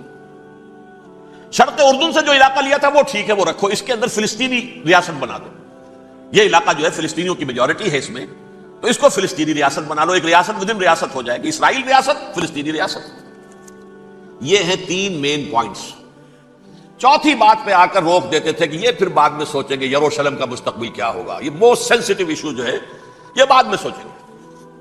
اب جب یہ پیس ٹاک شروع ہوئے تو یاد ہے اسحاق ریبین تھا، اسے کس نے قتل کیا؟ یہودی نوجوان نے. یہ تم کیسے دے رہے ہو زمینیں؟ ہمیں تو اور لینی ہے. تم نے صحرائے سینا واپس کر دیا، ہمیں تو جشن کا پورا علاقہ لینا، مصر کا سارا فرٹائل ایریا جو ہے وہ لینا ہے اس سے. تم گولان ہائٹس دے رہے ہمیں پورا شام لینا ہے. لہذا تم کیسے کر رہے؟ لینڈ فار پیس، پیس اور نو پیس، نو لینڈ. زمین ہم واپس نہیں کریں، ہمیں تو اور لینی ہے. کس نے قتل کیا؟ یہودی نے، فلسطینی نے تو قتل نہیں کیا. ایہود باراک کی بات میں آپ کو بتا رہا ہوں، یہ یہاں تک چلا گیا تھا کہ اسرائیلی ریاست بھی ہم فلسطینی ریاست بھی مان لیں گے، یروشلم بھی، مشرقی یروشلم دے دیں گے، تمہارا اقتدار ہوگا اس پر. البتہ یہ جو احاطہ ہے جس میں جنوب میں مسجد اقصیٰ ہے اور ذرا شمال کی طرف ہے قبۃ الصخرہ. قبۃ الصخرہ آپ جانتے ہیں، جب بھی ٹیلی ویژن پر یروشلم سے کوئی خبر آ رہی ہے تو پیچھے وہ بڑا سا مینار، بہت گنبد نظر آتا ہے سنہرا. یہ وہ جگہ ہے چٹان، ٹیمپل ماؤنٹ. یہ پہاڑی تھی پہلے، جیسے کوہ صفا، کوہ مروہ اب کیا رہ گئی ہیں، کبھی پہاڑیاں تھی. کوہ صفا کے اوپر چڑھ کر حضور نے نعرہ لگایا تھا ما صباحا. اب کیا ہے وہ کوہ صفا بیچارہ، وہ تو ایک چھوٹی سی علامت ہے، کوئی پہاڑیاں سے دکھائی دیتی ہے، اس کے اوپر بھی گنبد ہے. اسی طرح ٹیمپل ماؤنٹ ہے وہ جہاں پر کہ ہیکل سلیمانی تھا، اور وہ گرا دیا تھا. رومیوں نے، مسلمانوں نے تو نہیں گرایا. لیکن پھر حضور کو معراج وہاں سے ہوا تو عبد الملک بن مروان نے وہاں پر یہ بہت بڑا گنبد بنا دیا. یہ قبۃ الصخرہ ہے. وہ مسجد اقصیٰ نہیں ہے، مسجد اقصیٰ اس کے علاوہ ہے، وہ جنوبی علاقے میں ایک ریکٹینگولر احاطہ ہے بہت بڑا، جس کے جنوبی علاقے کے اندر مسجد اقصیٰ ہے اور یہ اس کے شمالی حصے. یہود براق نے یہاں تک آفر کر دی تھی کہ مسجد اقصیٰ کو اپنے پاس رکھ لو، لیکن یہ ٹیمپل جو ہے، یہ ٹیمپل ماؤنٹ، یہ قبۃ الصخرہ کی، یہ ہماری کمٹمنٹ ہے مذہبی یہودیوں کے ساتھ کہ ہم یہاں پر جو ہے ٹیمپل بنائیں گے، تھرڈ ٹیمپل، ہیکل سلیمانی کی تیسری مرتبہ تعمیر یہاں ہوگی. لیکن ظاہر بات ہے فلسطینی کیسے مان لیں، مسلمان کیسے مان لیں؟ یہ ہے وہ چیز کہ جس کی وجہ سے وہ سارا معاملہ ناکام ہوا. ویسے مجھے یقین ہے کہ اگر فلسطینی مان بھی لیتے تبھی یہودی جو ہیں جس طریقے سے اسحاق ربیون کو اس نے قتل کر دیا تھا تو یہ اس کو بھی، یہود براق کو بھی قتل کر دیتے، اور وہ کسی صورت تسلیم نہ کرتے کہ یہ یروشلم جو ہے یہ انڈیوائیڈڈ سٹی نہ رہے بلکہ ڈویژن ہو جائے اس کی، اور صرف مغربی حصہ ہمارے پاس رہ جائے اور مشرقی جو ہے عربوں کے پاس، کبھی تسلیم نہیں کرتے، مر جائیں گے. اب دیکھیں اس وقت شکل کیا ہے. میرا اندازہ یہ ہے کہ اب جو مذہبی یہودی ہیں ان کے صبر کا پیمانہ لبریز ہو گیا ہے، اور اب ایک مڈ وے آدمی اس وقت وہاں پر آ گیا ہے، ٹوپی والا. اگرچہ وہ پریکٹسنگ یہودی اس طرح کا نہیں ہے، داڑھی والا نہیں ہے، زلفوں والا نہیں ہے وہی کوٹ پینٹ والا، لیکن یہ کہ اوپر رکھتا ہے وہ ٹوپی. ایریل شرون اور انتہائی سفاک، جس نے کہ فلسطینیوں کے 2 کیمپ ایسے اڑائے تھے جیسے کہ چیونٹیوں کا ہو لشکر اور ان کو پاؤں تلے رون دیا جائے، اس طریقے سے ختم کیا. بہت بڑا قاتل، مرڈرر، وہ وزیر اعظم. اور اب جو ہے ان کے صبر کا پیمانہ لبریز ہو گیا ہے. اب ان کا فیصلہ یہ ہے کہ انہیں 3 بڑے بڑے قدم اٹھانے. نمبر 1، فلسطینیوں کا خاتمہ، ایتھنک کلینزنگ. اگر یہ فلسطینی رہتے ہیں یہاں پر تو اگر 10 ہم ان کے ماریں گے تو 2-3 یہ ہمارے مار دیں گے. تو اسرائیلی کی جان تو بہت قیمتی ہے، یہ تو خیر 1000 بھی مر جائے تو کوئی بات نہیں، یہ تو کیڑے مکوڑے ہیں، جنٹائلز ہیں، گوئمز ہیں، یہودی وہ مر جائے. لہذا ان کا ٹنٹا بکاؤ، اب ان کو ختم کرو. وہ اشتہار شاید آپ کے نظروں سے گزرا ہوگا جس میں نے یہ الفاظ لکھے ہیں کہ بوسنیا کی ایتھنک کلینزنگ جو ہے ماند پڑ جائے گی، اور جو کچھ ایتھنک کلینزنگ ہوئی تھی 500 برس قبل ہسپانیہ میں، اس کا نقشہ آپ دیکھیں گے دنیا. اس وقت کیا ہوا تھا؟ عربوں کو، مسلمانوں کو یا جلا دو، قتل کر دو، یا جہازوں میں ان کو ڈمپ کروے اور لے جا کر شمالی افریقہ کے ساحل کے اوپر اتار دو اور ڈمپ کر دو. ایک بچہ بھی نہیں رہنے دیا تھا ہسپانیہ میں. 1492 میں سقوط غرناطہ ہوا ہے، اور اس کے بعد 10 سال کے اندر اندر ایک ایک بچہ مسلمانوں کا ختم کر دیا. یہ ہے فیصلہ ان کا. اب بہت بڑا قدم وہ اٹھانے پر مجبور ہے. کب تک آپ رہیں گے؟ ہمارے لوگ مارتے ہیں، 16 نوجوان ہمارے مار دیے. لیکن آج گھر تھا، اس میں ایک چلا گیا فلسطینی، بم اپنے جسم سے باندھ کر وہاں اڑا دیا، خود بھی اڑ گیا، 16 ان کے نوجوان اڑ گئے. لہذا یہ چیز ان کے لیے ناقابل برداشت ہے. ان کے صبر کا پیمانہ اب لبریز ہو رہا. نمبر 2، انہیں بہرحال اب یہ کرنا ہے کہ مسجد اقصیٰ کو گرائیں، قبۃ الصخرہ کو گرائیں اور ٹیمپل بنائیں. یہ انتفاضہ جو اب شروع ہوا 1 سال پہلے سے، یہ شیرون نے دورہ کیا تھا، مسجد اقصیٰ میں گیا تھا، اور اس نے 3rd ٹیمپل کی تعمیر کے لیے ایک پتھر جو ہے بنیاد کا پتھر رکھنے کا ارادہ ظاہر کیا، جس پر فلسطینی نوجوان اٹھے وہ اینٹیں لے کر، روڑے لے کر، اور اس وقت سے یہ سلسلہ چل رہا ہے. کتنے مارے جا چکے فلسطینی، لیکن کچھ نہ کچھ یہودی بھی مرے، اسرائیلی بھی مرے. اور جیسا کہ میں نے عرض کیا، اب ان کے صبر کا پیمانہ لبریز ہو گیا. انف از انف. اب ہم اس معاملے کو ایک دفعہ جو ہے فائنلی ختم کر دیں اور اب بنائیں گے. لہٰذا اب جو ہے کئی ٹن وزن کے وہ جو پتھر تیار ہو کر آ کے رکھ دیے گئے ہیں کہ یہاں یہ بنیاد پڑنی ہے، اس کے اندر یہ پتھر لگے. بلکہ ایک لطیفہ بھی مجھے یاد آیا ہے، یہ کوئی 30 سال پرانی بات ہے.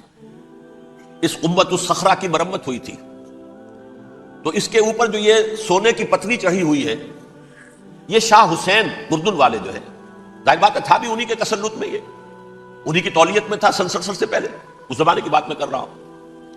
تو انہوں نے پتہ نہیں 30 من تھا یا 30 ٹن تھا سونا جو ڈونیٹ کیا تھا اس کے اوپر یہ پتری چڑھانے کے لیے، جو بہت بڑا گنبد نظر آتا ہے پورے کے پورے ماحول کے اوپر چھایا ہوا. اس وقت یہودی اخباروں نے لکھا تھا بہت اچھا ہے، یہ سونا ہمارے کام آئے گا جب ہم اپنا ہیکل تعمیر کریں گے. کہاں جائے گا سونا؟ سونا یہی رہے گا نا، جب ہم گرائیں گے ہمیں وہ سونا مل جائے گا. اب وہ اس پر آ گئے، مزید دیر نہیں کر سکتے. تو آپ نوٹ کیجئے، number 1، ethnic cleansing of Palestinians in Israel. Number 2, demolition of the Aqsa mosque and the Qubbat al-Sakhra. Number 3, امریکہ کو الٹیمیٹم، تم اب اپنے ٹانگ درمیان میں مت اڑاؤ. اور اس کے لیے دھمکی، اگر تم نے ہمارے معاملے میں رکاوٹ ڈالی تمہاری اینٹ سے اینٹ بجا دیں گے۔ نیتن یاہو نے یہ کہا تھا میں واشنگٹن میں آگ لگا دوں گا۔ یہ انہوں نے امریکہ میں عظیم ترین دہشت گردی کر کے امریکہ کی ایڈمنسٹریشن کو، انتظامیہ کو یہ دھمکی دے دی ہے کہ باز آ جاؤ۔ چنانچہ میں یہ بات کہہ کے پرسوں جمعے میں اپنی مسجد سے، مسجد دارالسلام سے نکلا، شام کو، اسی شام کو میں نے ایریل شیرون کی تقریر سن لی T V per. It is not acceptable. Don't appease the Arabs at our expense. We are not going to become Czechoslovakia. We have to depend on ourselves only and rely on ourselves only. کیا مطلب ہے اس کا؟ کس کو سنا رہا ہے؟ امریکہ بہادر، ہم تمہارے محتاج نہیں ہیں، ہم تمہارے ٹکڑے اڑا دیں گے، تیسرے کر دیں گے تمہارے، تم بیچ میں آؤ تو صحیح اب، اور دیکھ لو ایک نشانی ہم تمہیں دکھا دیتے ہیں۔ مجھے 100% یقین ہے یہ پورا ہسٹوریکل پروسیس، اور جس جگہ یہ پہنچ گیا ہے، جس کریٹیکل پوائنٹ تک یہ پہنچ چکا ہے، یہ جو بھی حملہ ہوا ہے ورلڈ ٹریڈ سینٹر پر اور پینٹاگون پر، یہ اسرائیل کا کام ہے۔ اسرائیل سے کم تر کسی ادارے کے لیے ممکن ہی نہیں، اس لیے کہ اسرائیل کے ایجنٹ امریکہ کے پورے نظام کے اندر جو ہے گھسے ہوئے موجود، ہر جگہ موجود۔ جیسے سرطان کا پھوڑا ہوتا ہے پورے جسم میں وہ اپنی جڑیں جما لیتا ہے، ایسا ہے پوری ایڈمنسٹریشن، پوری اکانومی، تمام ذرائع ابلاغ، پرنٹڈ میٹر ہو یا یہ کہ الیکٹرانک میڈیا، سب ان کے قبضے میں، ڈیفنس کا سارا معاملہ ان کے قبضے میں ہے۔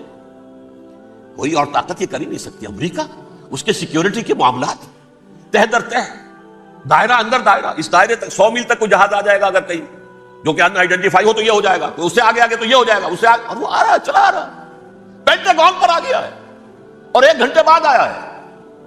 پہلی سٹرائک جو ہوئی ہے ورلڈ ٹریڈ سینٹر، اس کے 1 گھنٹے کے بعد پینٹاگون پر آ گیا۔ پینٹاگون وہ تو یوں سمجھیے ان کی مملکت کا حساس ترین دفاع کا مرکز، اور اس کا 1/3 حصہ جلا کے راکھ کر دیا انہوں نے۔ یہ دھمکی دی ہے، لیکن اس سے ان کے پیش نظر مقاصد کیا تھے؟ 3۔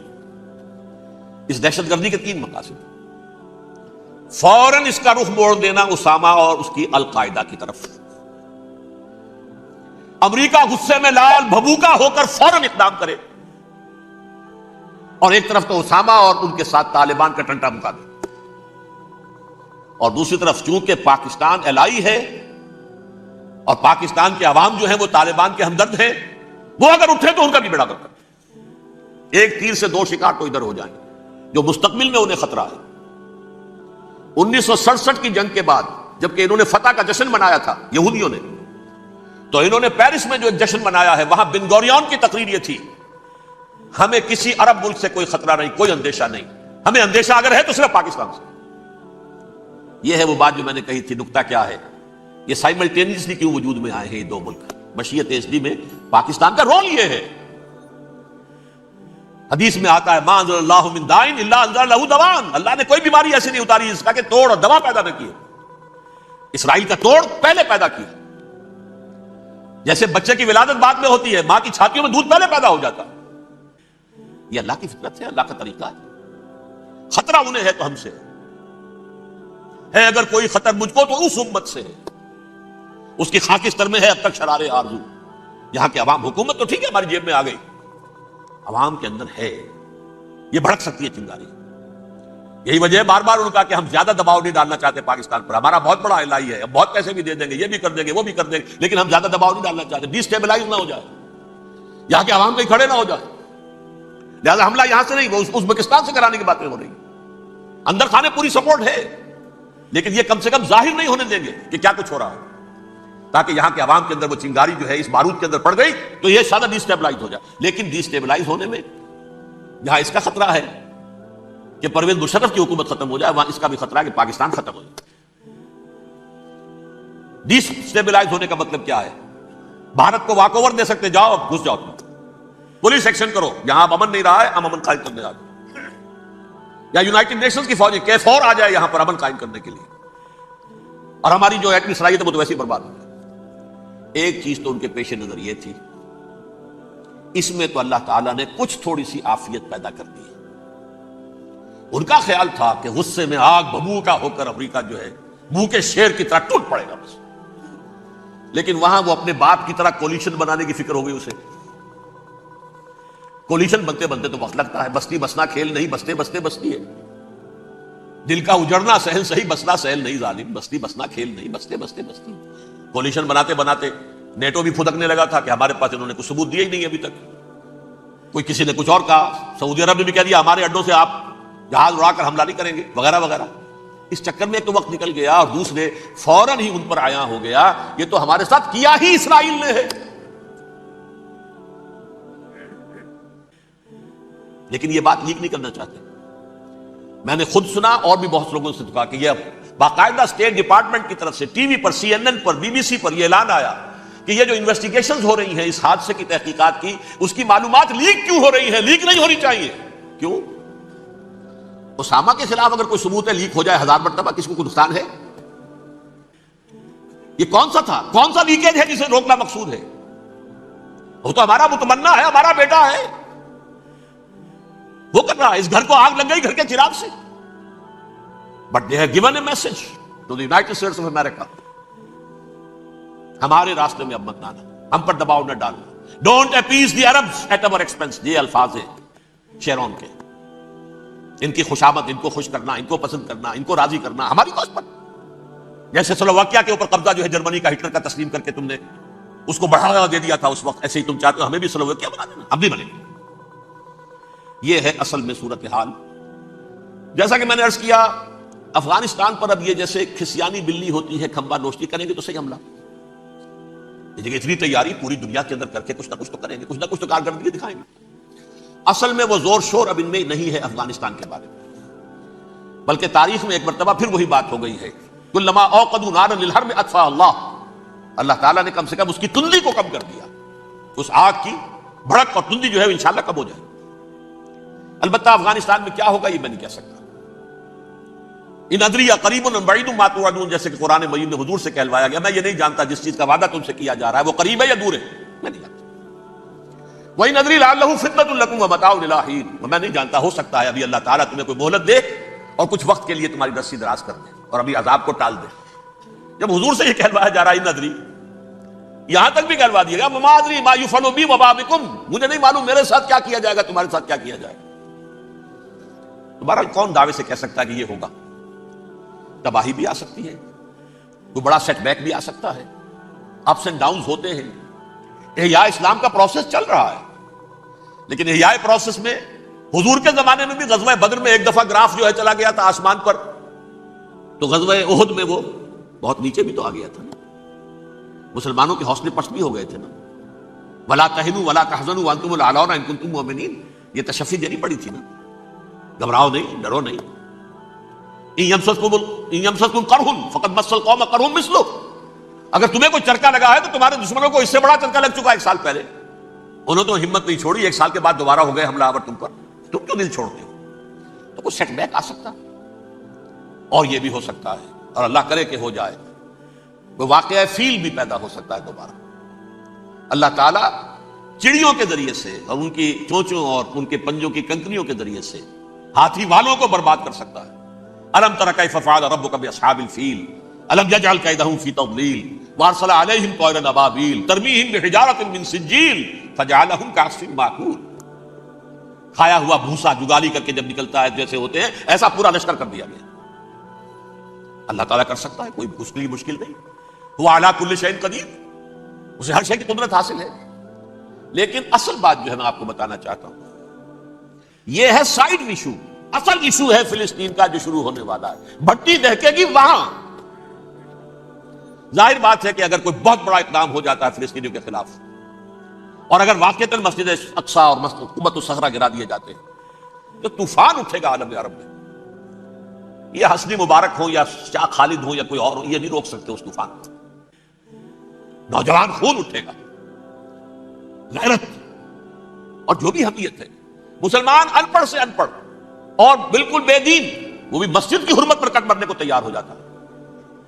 مسجد تو بنا دی شب بھر میں ایمان کی حرارت والوں نے, من اپنا پرانا پاپی ہے, برسوں میں نماز ہی بننا سکتا. وہ چاہے کانپور کی مسجد سے مسلمانوں نے جانے دی ہے, چاہے وہ شہید گنج کی مسجد کی مسلمانوں نے جانے دی ہے, چاہے نماز نہ پڑھتے ہو.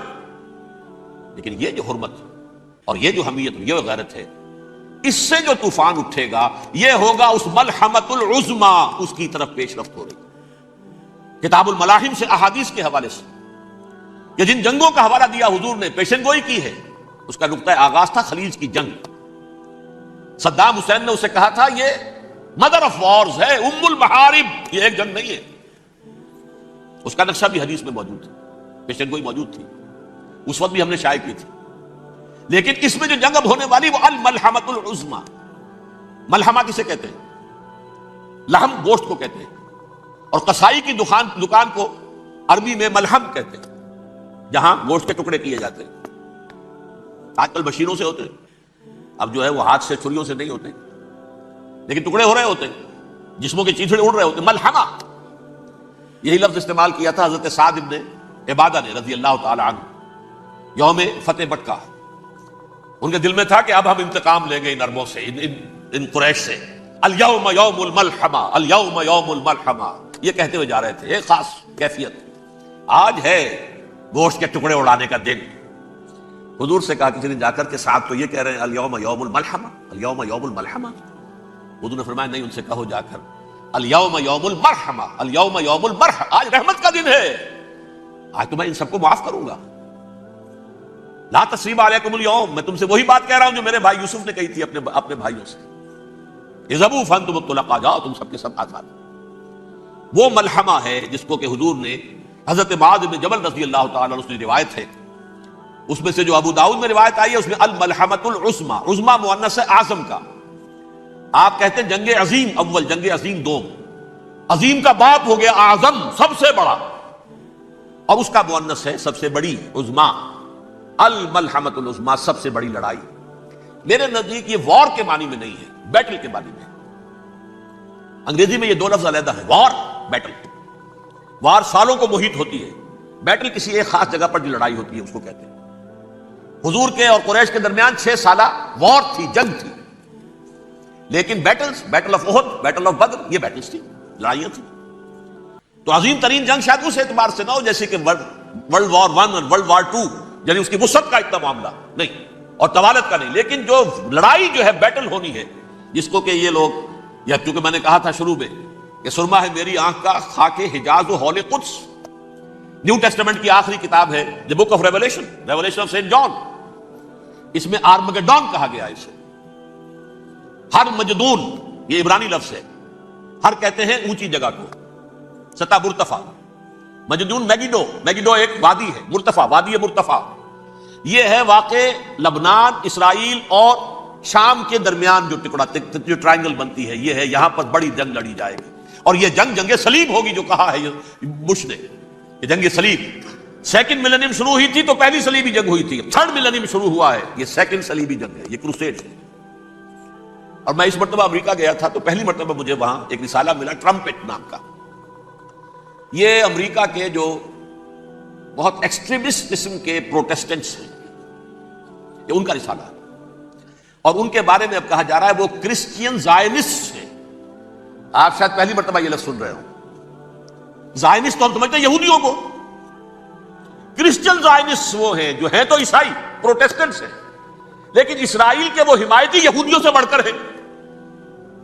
یہ میری کسی پہلی تقریر میں شاید بہت سے حضرات کو یاد آ جائے، میں نے کہا تھا 4 سال پہلے ہمارا تنظیم اسلامی کا ایک کنونشن ہوا تھا ہوسٹن میں، امریکہ کا جنوبی علاقے کا شہر ہے۔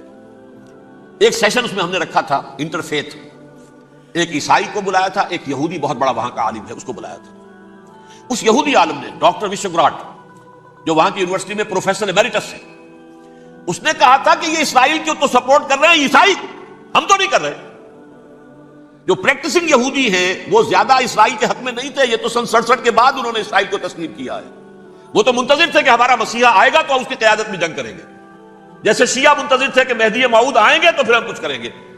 وہ امام خمینی نے کہا بھائی جب وہ آئیں گے آ جائیں گے، لیکن ہم کچھ راستہ، زائنسٹ نے آگے بڑھ کر ریاست قائم کر لی، اور جب یروشلم پر بھی پورا قبضہ کر لیا تب جو ہے در حقیقت مذہبی یہودی جو ہے پھر انہوں نے اپنایا ہے، اون کیا ہے، اور نئے سیٹلمنٹس جو بھی بنے ہیں وہاں پر اسرائیل میں، اس میں اکثر و بیشتر مذہبی یہودی آیا، اور بروکلن کے علاقے سے سب سے بڑھ کر آئے ہیں، جو امریکہ میں نیو یارک کا ایک جنوبی علاقہ ہے، بہت بڑا یہودیوں کا بہت بڑا گڑھ ہے۔ نیو یارک کو جیو یارک بھی کہا جاتا ہے، وہ تو اصل میں مرکز جو ہے وہ تو یہودیوں کا ہے۔ اس حوالے سے وہاں پر جو کرسچن زائنسٹ کہلاتے ہیں وہ اسرائیل کے یہودیوں سے بھی بڑھ کر کہیں سپورٹ کرتے. بہرحال اس دوسری صلیبی جنگ کا معاملہ جو میں کہہ رہا تھا ٹرمپٹ نامی رسالہ، اس کا ایک مضمون ہے دی لاسٹ کروسیڈ. اب یہ آخری کروسیڈ ہے جو شروع ہونے والا ہے. میں تو حیران ہوں کس قدر کھل کے وہ باتیں کرتے ہیں. رومن کیتھولکس کو وہ کہتے ہیں کہ یہ شیطان ہے، یہ پوپ شیطان ہے، یہ یورپ کو اس نے جمع کیا ہے کرسچینٹی کی بنیاد پر، اور اس میں زیادہ تر کیتھولکس ہیں. آپ کو معلوم ہے برطانیہ بڑی مشکل سے شامل ہوا ان کے ساتھ، اس لیے کہ وہ پروٹیسٹنٹ کا سردار تھا، ابھی پوری طرح نہیں ہے. یورپ جو ہے وہ رومن امپائر دوبارہ یہ کھڑی کر رہا ہے، اور در حقیقت یہ جو ہے یہودیوں سے بھی چھیننا چاہتے ہیں اسرائیل کو اور فلسطین کو اور مسلمانوں سے بھی، اور یہ وہی کروسیڈ جو تھے اربن ثانی کے اس کی تیاری کر رہے ہیں تاکہ وہاں پر عیسائی حکومت قائم ہو جائے، کیتھولکس کی پوپ کی حکومت قائم ہو جائے، جیسے ایسٹ تیمور میں کر دی. ایسٹ تیمور میں کون سی حکومت بنی ہے؟ رومن کیتھولک اسرائیل میں بنے، تاکہ یہ سارے مقامات مقدسہ جہاں اسرائیل پیدا ہوئے، بیت حضرت مسیح پیدا ہوئے بیت لحم کہاں ہے؟ وہی ہے کہ نہیں؟ جہاں سے ریزریکشن ہوا ان کے خیال میں وہ کہاں ہے؟ وہیں پر ہے کہ نہیں؟ بڑے بڑے گرجے ان کے وہی ہیں. تو اس اعتبار سے ان کا کہنا یہ ہے یہ لاسٹ کروسیڈ کی تیاری ہو رہی ہے، یہ کیفور. اور ان کا کہنا یہ ہے کہ یہ پوری طاقت نیٹو کی جو ہے یہ پہلے جرمنی سے لائی گئی بوسنیا، انہوں نے خود وہاں جنگ کروائی، انہوں نے خود وہاں پر ایتھنک کلینسنگ کروائی، پھر خود مصالحت کے لیے آ گئے، پھر کوسوو میں انہوں نے خود آگ بھڑکائی. یہ میں نہیں کہہ رہا، یہ وہ ٹرمپٹ رسالہ امریکہ سے چھپنے والا پروٹیسٹنٹس کا رسالہ ہے جو یہ کہہ رہا ہے. پھر انہوں نے کوسوو کے اندر کروایا، اور پھر وہ وہاں پر پیس فورس کی حیثیت سے آ گئے. اب وہ میسیڈونیا میں کروا رہے ہیں اور وہاں داخل ہو گئے ہیں. اگلا قدم ان کا سائپرس ہوگا، سائپرس میں ترکوں کو اور وہ گریکس کو لڑائیں گے اور وہاں آ جائیں گے، وہاں سے ایک چھلانگ لگائیں گے اور یہ فلسطین میں پہنچیں گے. اور یہ وہاں پر ایک رومن امپائر، اپنی پرانی رومن امپائر کی طرح کی رومن کیتھولک ریاست قائم کرنا چاہتے ہیں. تو وہاں امریکہ کے عیسائیوں میں بھی کوئی ایک طبقہ نہیں ہے، کیتھولکس بھی ہے، کیتھولکس زیادہ نہیں ہے ہمدرد، لیکن اب تابع ہو چکے ہیں. اسحاق ریبین نے جب یہ پیس ٹاک شروع ہوئی تھی، آپ کو یاد ہوگا شاید، کہ جب وہ آیا تھا واشنگٹن سے واپس فلسطین اسرائیل، تو پہلے روم میں رکا for an audience with the Pope, اور پوپ کو اس نے ایک مرتبان سا پیش کیا تھا، حضرت سلیمان علیہ السلام کے زمانے کا مرتبان، اور کہا تھا دیکھیے 3000 برس تک ہم نے اس کی حفاظت کی ہے، اب یہ میں آپ کے حوالے کر رہا ہوں. اس کے بعد سے پوپ جو ہے بالکل رام ہو گیا، اور وہ عیسائیوں کے ساتھ اور یہودیوں کے ساتھ ان کا پورا معاہدہ ہو. اب پورا عیسائی ورلڈ جو ہے بحثیت مجموعی یہودیوں کے شکنجے میں ہے. البتہ ان کے اندر بھی جھگڑے ہیں، جو وہاں پر وائٹ کرسچن ملیشیاز ہیں وہ ایکسٹریمسٹ ہیں کیتھولکس. ان کے نزدیک دشمن نمبر 1 یہودی، دشمن نمبر 2 مسلمان، دشمن نمبر 3 جو یورپ میں کالے ہیں، افرو امریکن، چاہے وہ عیسائی ہو گئے ہوں کوئی بھی ہو. یہ 3 دشمن ہیں جن سے انہوں نے کلینز کرنا ہے، صاف کرنا ہے ان کے خیال کے مطابق امریکہ کی سوسائٹی کو. اولا یہود، پھر مسلمان، اور پھر یہ جو کالے ہیں. لیکن دوسری طرف پروٹیسٹنٹس کے اندر ایکسٹریمسٹ وہ ہیں جنہیں کہا جا رہا ہے یہ کرسچین زائنسٹ ہیں، یہ اسرائیل سے بڑھ کر سپورٹرز ہیں. بہرحال یہ اب جنگ ہوگی، اس کا نتیجہ کیا نکلے گا یہ تو اللہ ہی جانتا ہے. اب میں آخری بات کی طرف آ رہا ہوں. آخری نتیجہ تو جو بھی کچھ اپس اینڈ ڈاؤنز آئیں گے، تلک الایام نداولها بین الناس، آخری نتیجہ ڈراپ سین وہ یہ ہوگا کہ اللہ کے دین کا بول بالا ہوگا اور پوری دنیا پر محمد کے لائے ہوئے دین صلی اللہ علیہ وسلم کی حکومت قائم ہوگی. وہ گویا قیامت کی تمہید ہوگی، اس کے بعد بس قیامت آئے گی، کیونکہ مقصد کائنات، تخلیق کائنات پورا ہو جائے گا. پوری مخلوقات کے اندر مقصد تخلیق، کلائمیکس آف کریشن محمد الرسول اللہ صلی اللہ علیہ وسلم، دین کی تکمیل محمد الرسول اللہ صلی اللہ علیہ وسلم. اور اس خلافت عرضی کے لیے جو حضرت آدم کو خلافت دی گئی تھی، جب اس میں وہ خلافت پوری دنیا پر قائم ہو جائے گی، اس کا مقصد پورا ہو جائے گا. And that will be the beginning of the end. اس کے بعد قیامت ہے. آخری نتیجہ تو یہ نکلنا ہے. اس سے پہلے سزائیں ہمیں بھی مل رہی ہیں، اور یہاں میں کانٹے کی بات جو چھوڑ گیا تھا اس کو بیان کر دوں.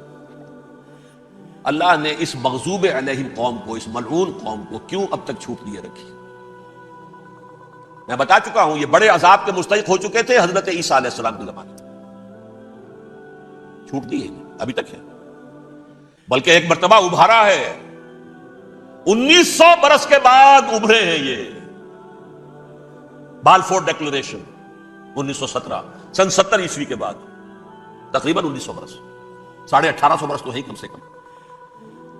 پھر creation of Israel 1948، 1967 extension of Israel, یروشلم پر قبضہ. یہ سارا جو ہے کیوں ہے؟ اللہ تعالیٰ اس خیر امت محمد صلی اللہ علیہ وسلم، اس کے بہترین حصے کو سزا ان ملعونوں کے ہاتھوں دے رہا ہے. کیوں؟ جو جرم انہوں نے کیا تھا وہی ہم نے کیا. انہوں نے اللہ کی کتاب کو پیٹھ کے پیچھے پھینکا. نبذ فریق من الذین اوتوا الکتاب کتاب اللہ وراء ظہورہم، ہم نے اپنی پیٹھوں کے پیچھے پھینکا کہ نہیں؟ کولونیل رول سے آزاد ہوئے، کہیں اسلامی قانون نافذ کیا، کہیں اسلامی نظام قائم کیا. تو جو جرم ان کا تھا وہی ہمارا ہے. اور ہم خیر امت ہیں، اور ہمارے میں سے خیر ترین عرب ہیں. ان پر اللہ کا فضل، ان کی مادری زبان میں اللہ کی کتاب موجود ہے. پھر انہوں نے اللہ کے دین کو پیٹھ دکھائی. جو ملک آزاد ہوا کولونیل رول سے، یا اس نے قبلہ کر لیا اپنا ماسکو کی طرف، یا کر لیا واشنگٹن کی طرف. کسی نے مکے کو قبلہ بنایا. یہ بدترین سزا ہے. ویل للعرب من شر قد اقترب. اور ترمذی شریف میں تو یہاں تک روایت ہے، من اقتراب الساعۃ ہلاک العرب، قیامت کے قرب کی ایک نشانی یہ بھی ہوگی کہ عرب ہلاک ہو جائے. ایک حدیث میں الفاظ آتے ہیں کہ حضور نے جب کہا یہ ہوگا یہ ہوگا یہ ہوگا، یہ بربادی آئے گی، تو کسی زوجہ محترمہ نام میں بھول رہا ہوں، انہوں نے پوچھا کہ عرب اس دن کہاں ہوں گے؟ فرمایا العرب یومئذ قلیل، بہت کم. آخری خاتمہ ہونا ہے یہود کا حضرت مسیح علیہ السلام کے ہاتھوں. وہ عذاب جو 2000 برس تک ان سے چلا رہا وہ آئے گا، اور ان کے رسول ہی کے ہاتھوں آئے گا. لیکن اس سے پہلے مسلمانوں پر یہ عذاب آ رہا، ہولوکاسٹ کے درجے کا عذاب آ رہا. البتہ ہم پاکستانی اس میں یوں سمجھ لیجئے کہ وہ تو خبریں موجود ہیں احادیث میں، وہاں تو جو ہونا ہے. اتنے انسان مریں گے، اتنے انسان مریں گے کہ ایک پرندہ جو ہے اڑتا چلا جائے گا، وہ نہیں چاہے گا کہ نیچے اترے تو کسی لاش پر اترے، اسے جگہ نہیں ملے گی زمین خالی کا کہیں اتر سکے. تھک ہار کر گرے گا، مرے گا تو بھی لاش کے اوپر گرے گا.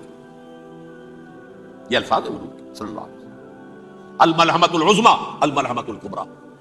یہ لاسٹ کروسیڈ، ٹرمپٹ اخبار نے، میں اس کا فوٹو اسٹیٹ بھی کبھی آپ کو دکھا دوں، ویسے میرے ساتھ ہے وہ رسالہ ٹرمپٹ. دی لاسٹ کروسیڈ، اس کی تیاری ہو رہی ہے. وہ الملحمۃ العظمی اور ملحمۃ الکبریٰ جو ہے وہ آنے والی. ابن ماجہ میں کبریٰ کہا ہے، اکبر کا مؤنث کبریٰ. ملحمہ کبریٰ سب سے بڑی جنگ، اور ملحمہ عظمیٰ سب سے عظیم جنگ. یہ ہوگی اور بہت جلد ہوگی. اب آخری بات یہ عرض کر رہا ہوں، کریں کیا؟ کچھ کریں بھی کہ نہیں؟ پہلا کام تو یہ ہے کہ اصل زندگی آخرت کی زندگی ہے. دنیا میں تباہی بربادی آ بھی جائے، آخرت بچ جائے. پہلا کام یہ ہے کہ ہر شخص توبہ کرے، لیکن توبہ توبۃ نصوح، توبہ کی تسبیح نہیں، آیہ کریمہ کا ختم نہیں، لاکھ مرتبہ لا الہ الا انت سبحانک انی کنت، اس سے کچھ نہیں. توبہ یہ ہے اپنی معاش کے اندر جھانکیے، اپنی معاشرت میں جھانکیے. جہاں جہاں اسلام کے خلاف کچھ نظر آئے پھینک دیجیے، نکال کر کاٹ دیجیے. بے پردگی ہے، نکالیے. آپ کی کمائی میں کوئی حرام کا عنصر ہے، ختم کیجیے. توبہ کیجیے، ابھی کیجیے. عملی توبہ. فرائض کی ادائیگی میں کوتاہی ہو رہی ہے، ابھی شروع کیجیے. اللہ کے دین کے غلبے کے لیے جدوجہد. ان صلاتی و نسکی و محیایا و مماتی للہ رب العالمین لا شریک لہ وبذالک امرت وانا اول المسلمین. بڑی ہے. اگر میرے اور آپ کے کیے کچھ نہ ہوا تب بھی کم سے کم میری اور آپ کی آخرت تو بچ جائے گی، عاقبت تو بن جائے گی.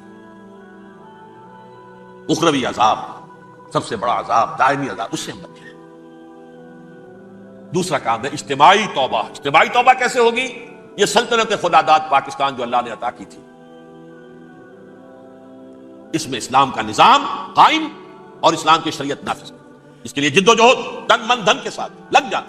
منظم جماعت بنا کر، اول تو تمام جماعتیں ایک متحدہ محاذ بنائیں اور آ جائیں میدان کے اندر. وہ صرف طالبان کی حمایت نہیں، اس ملک میں اللہ کے دین کو قائم کرنے کے لیے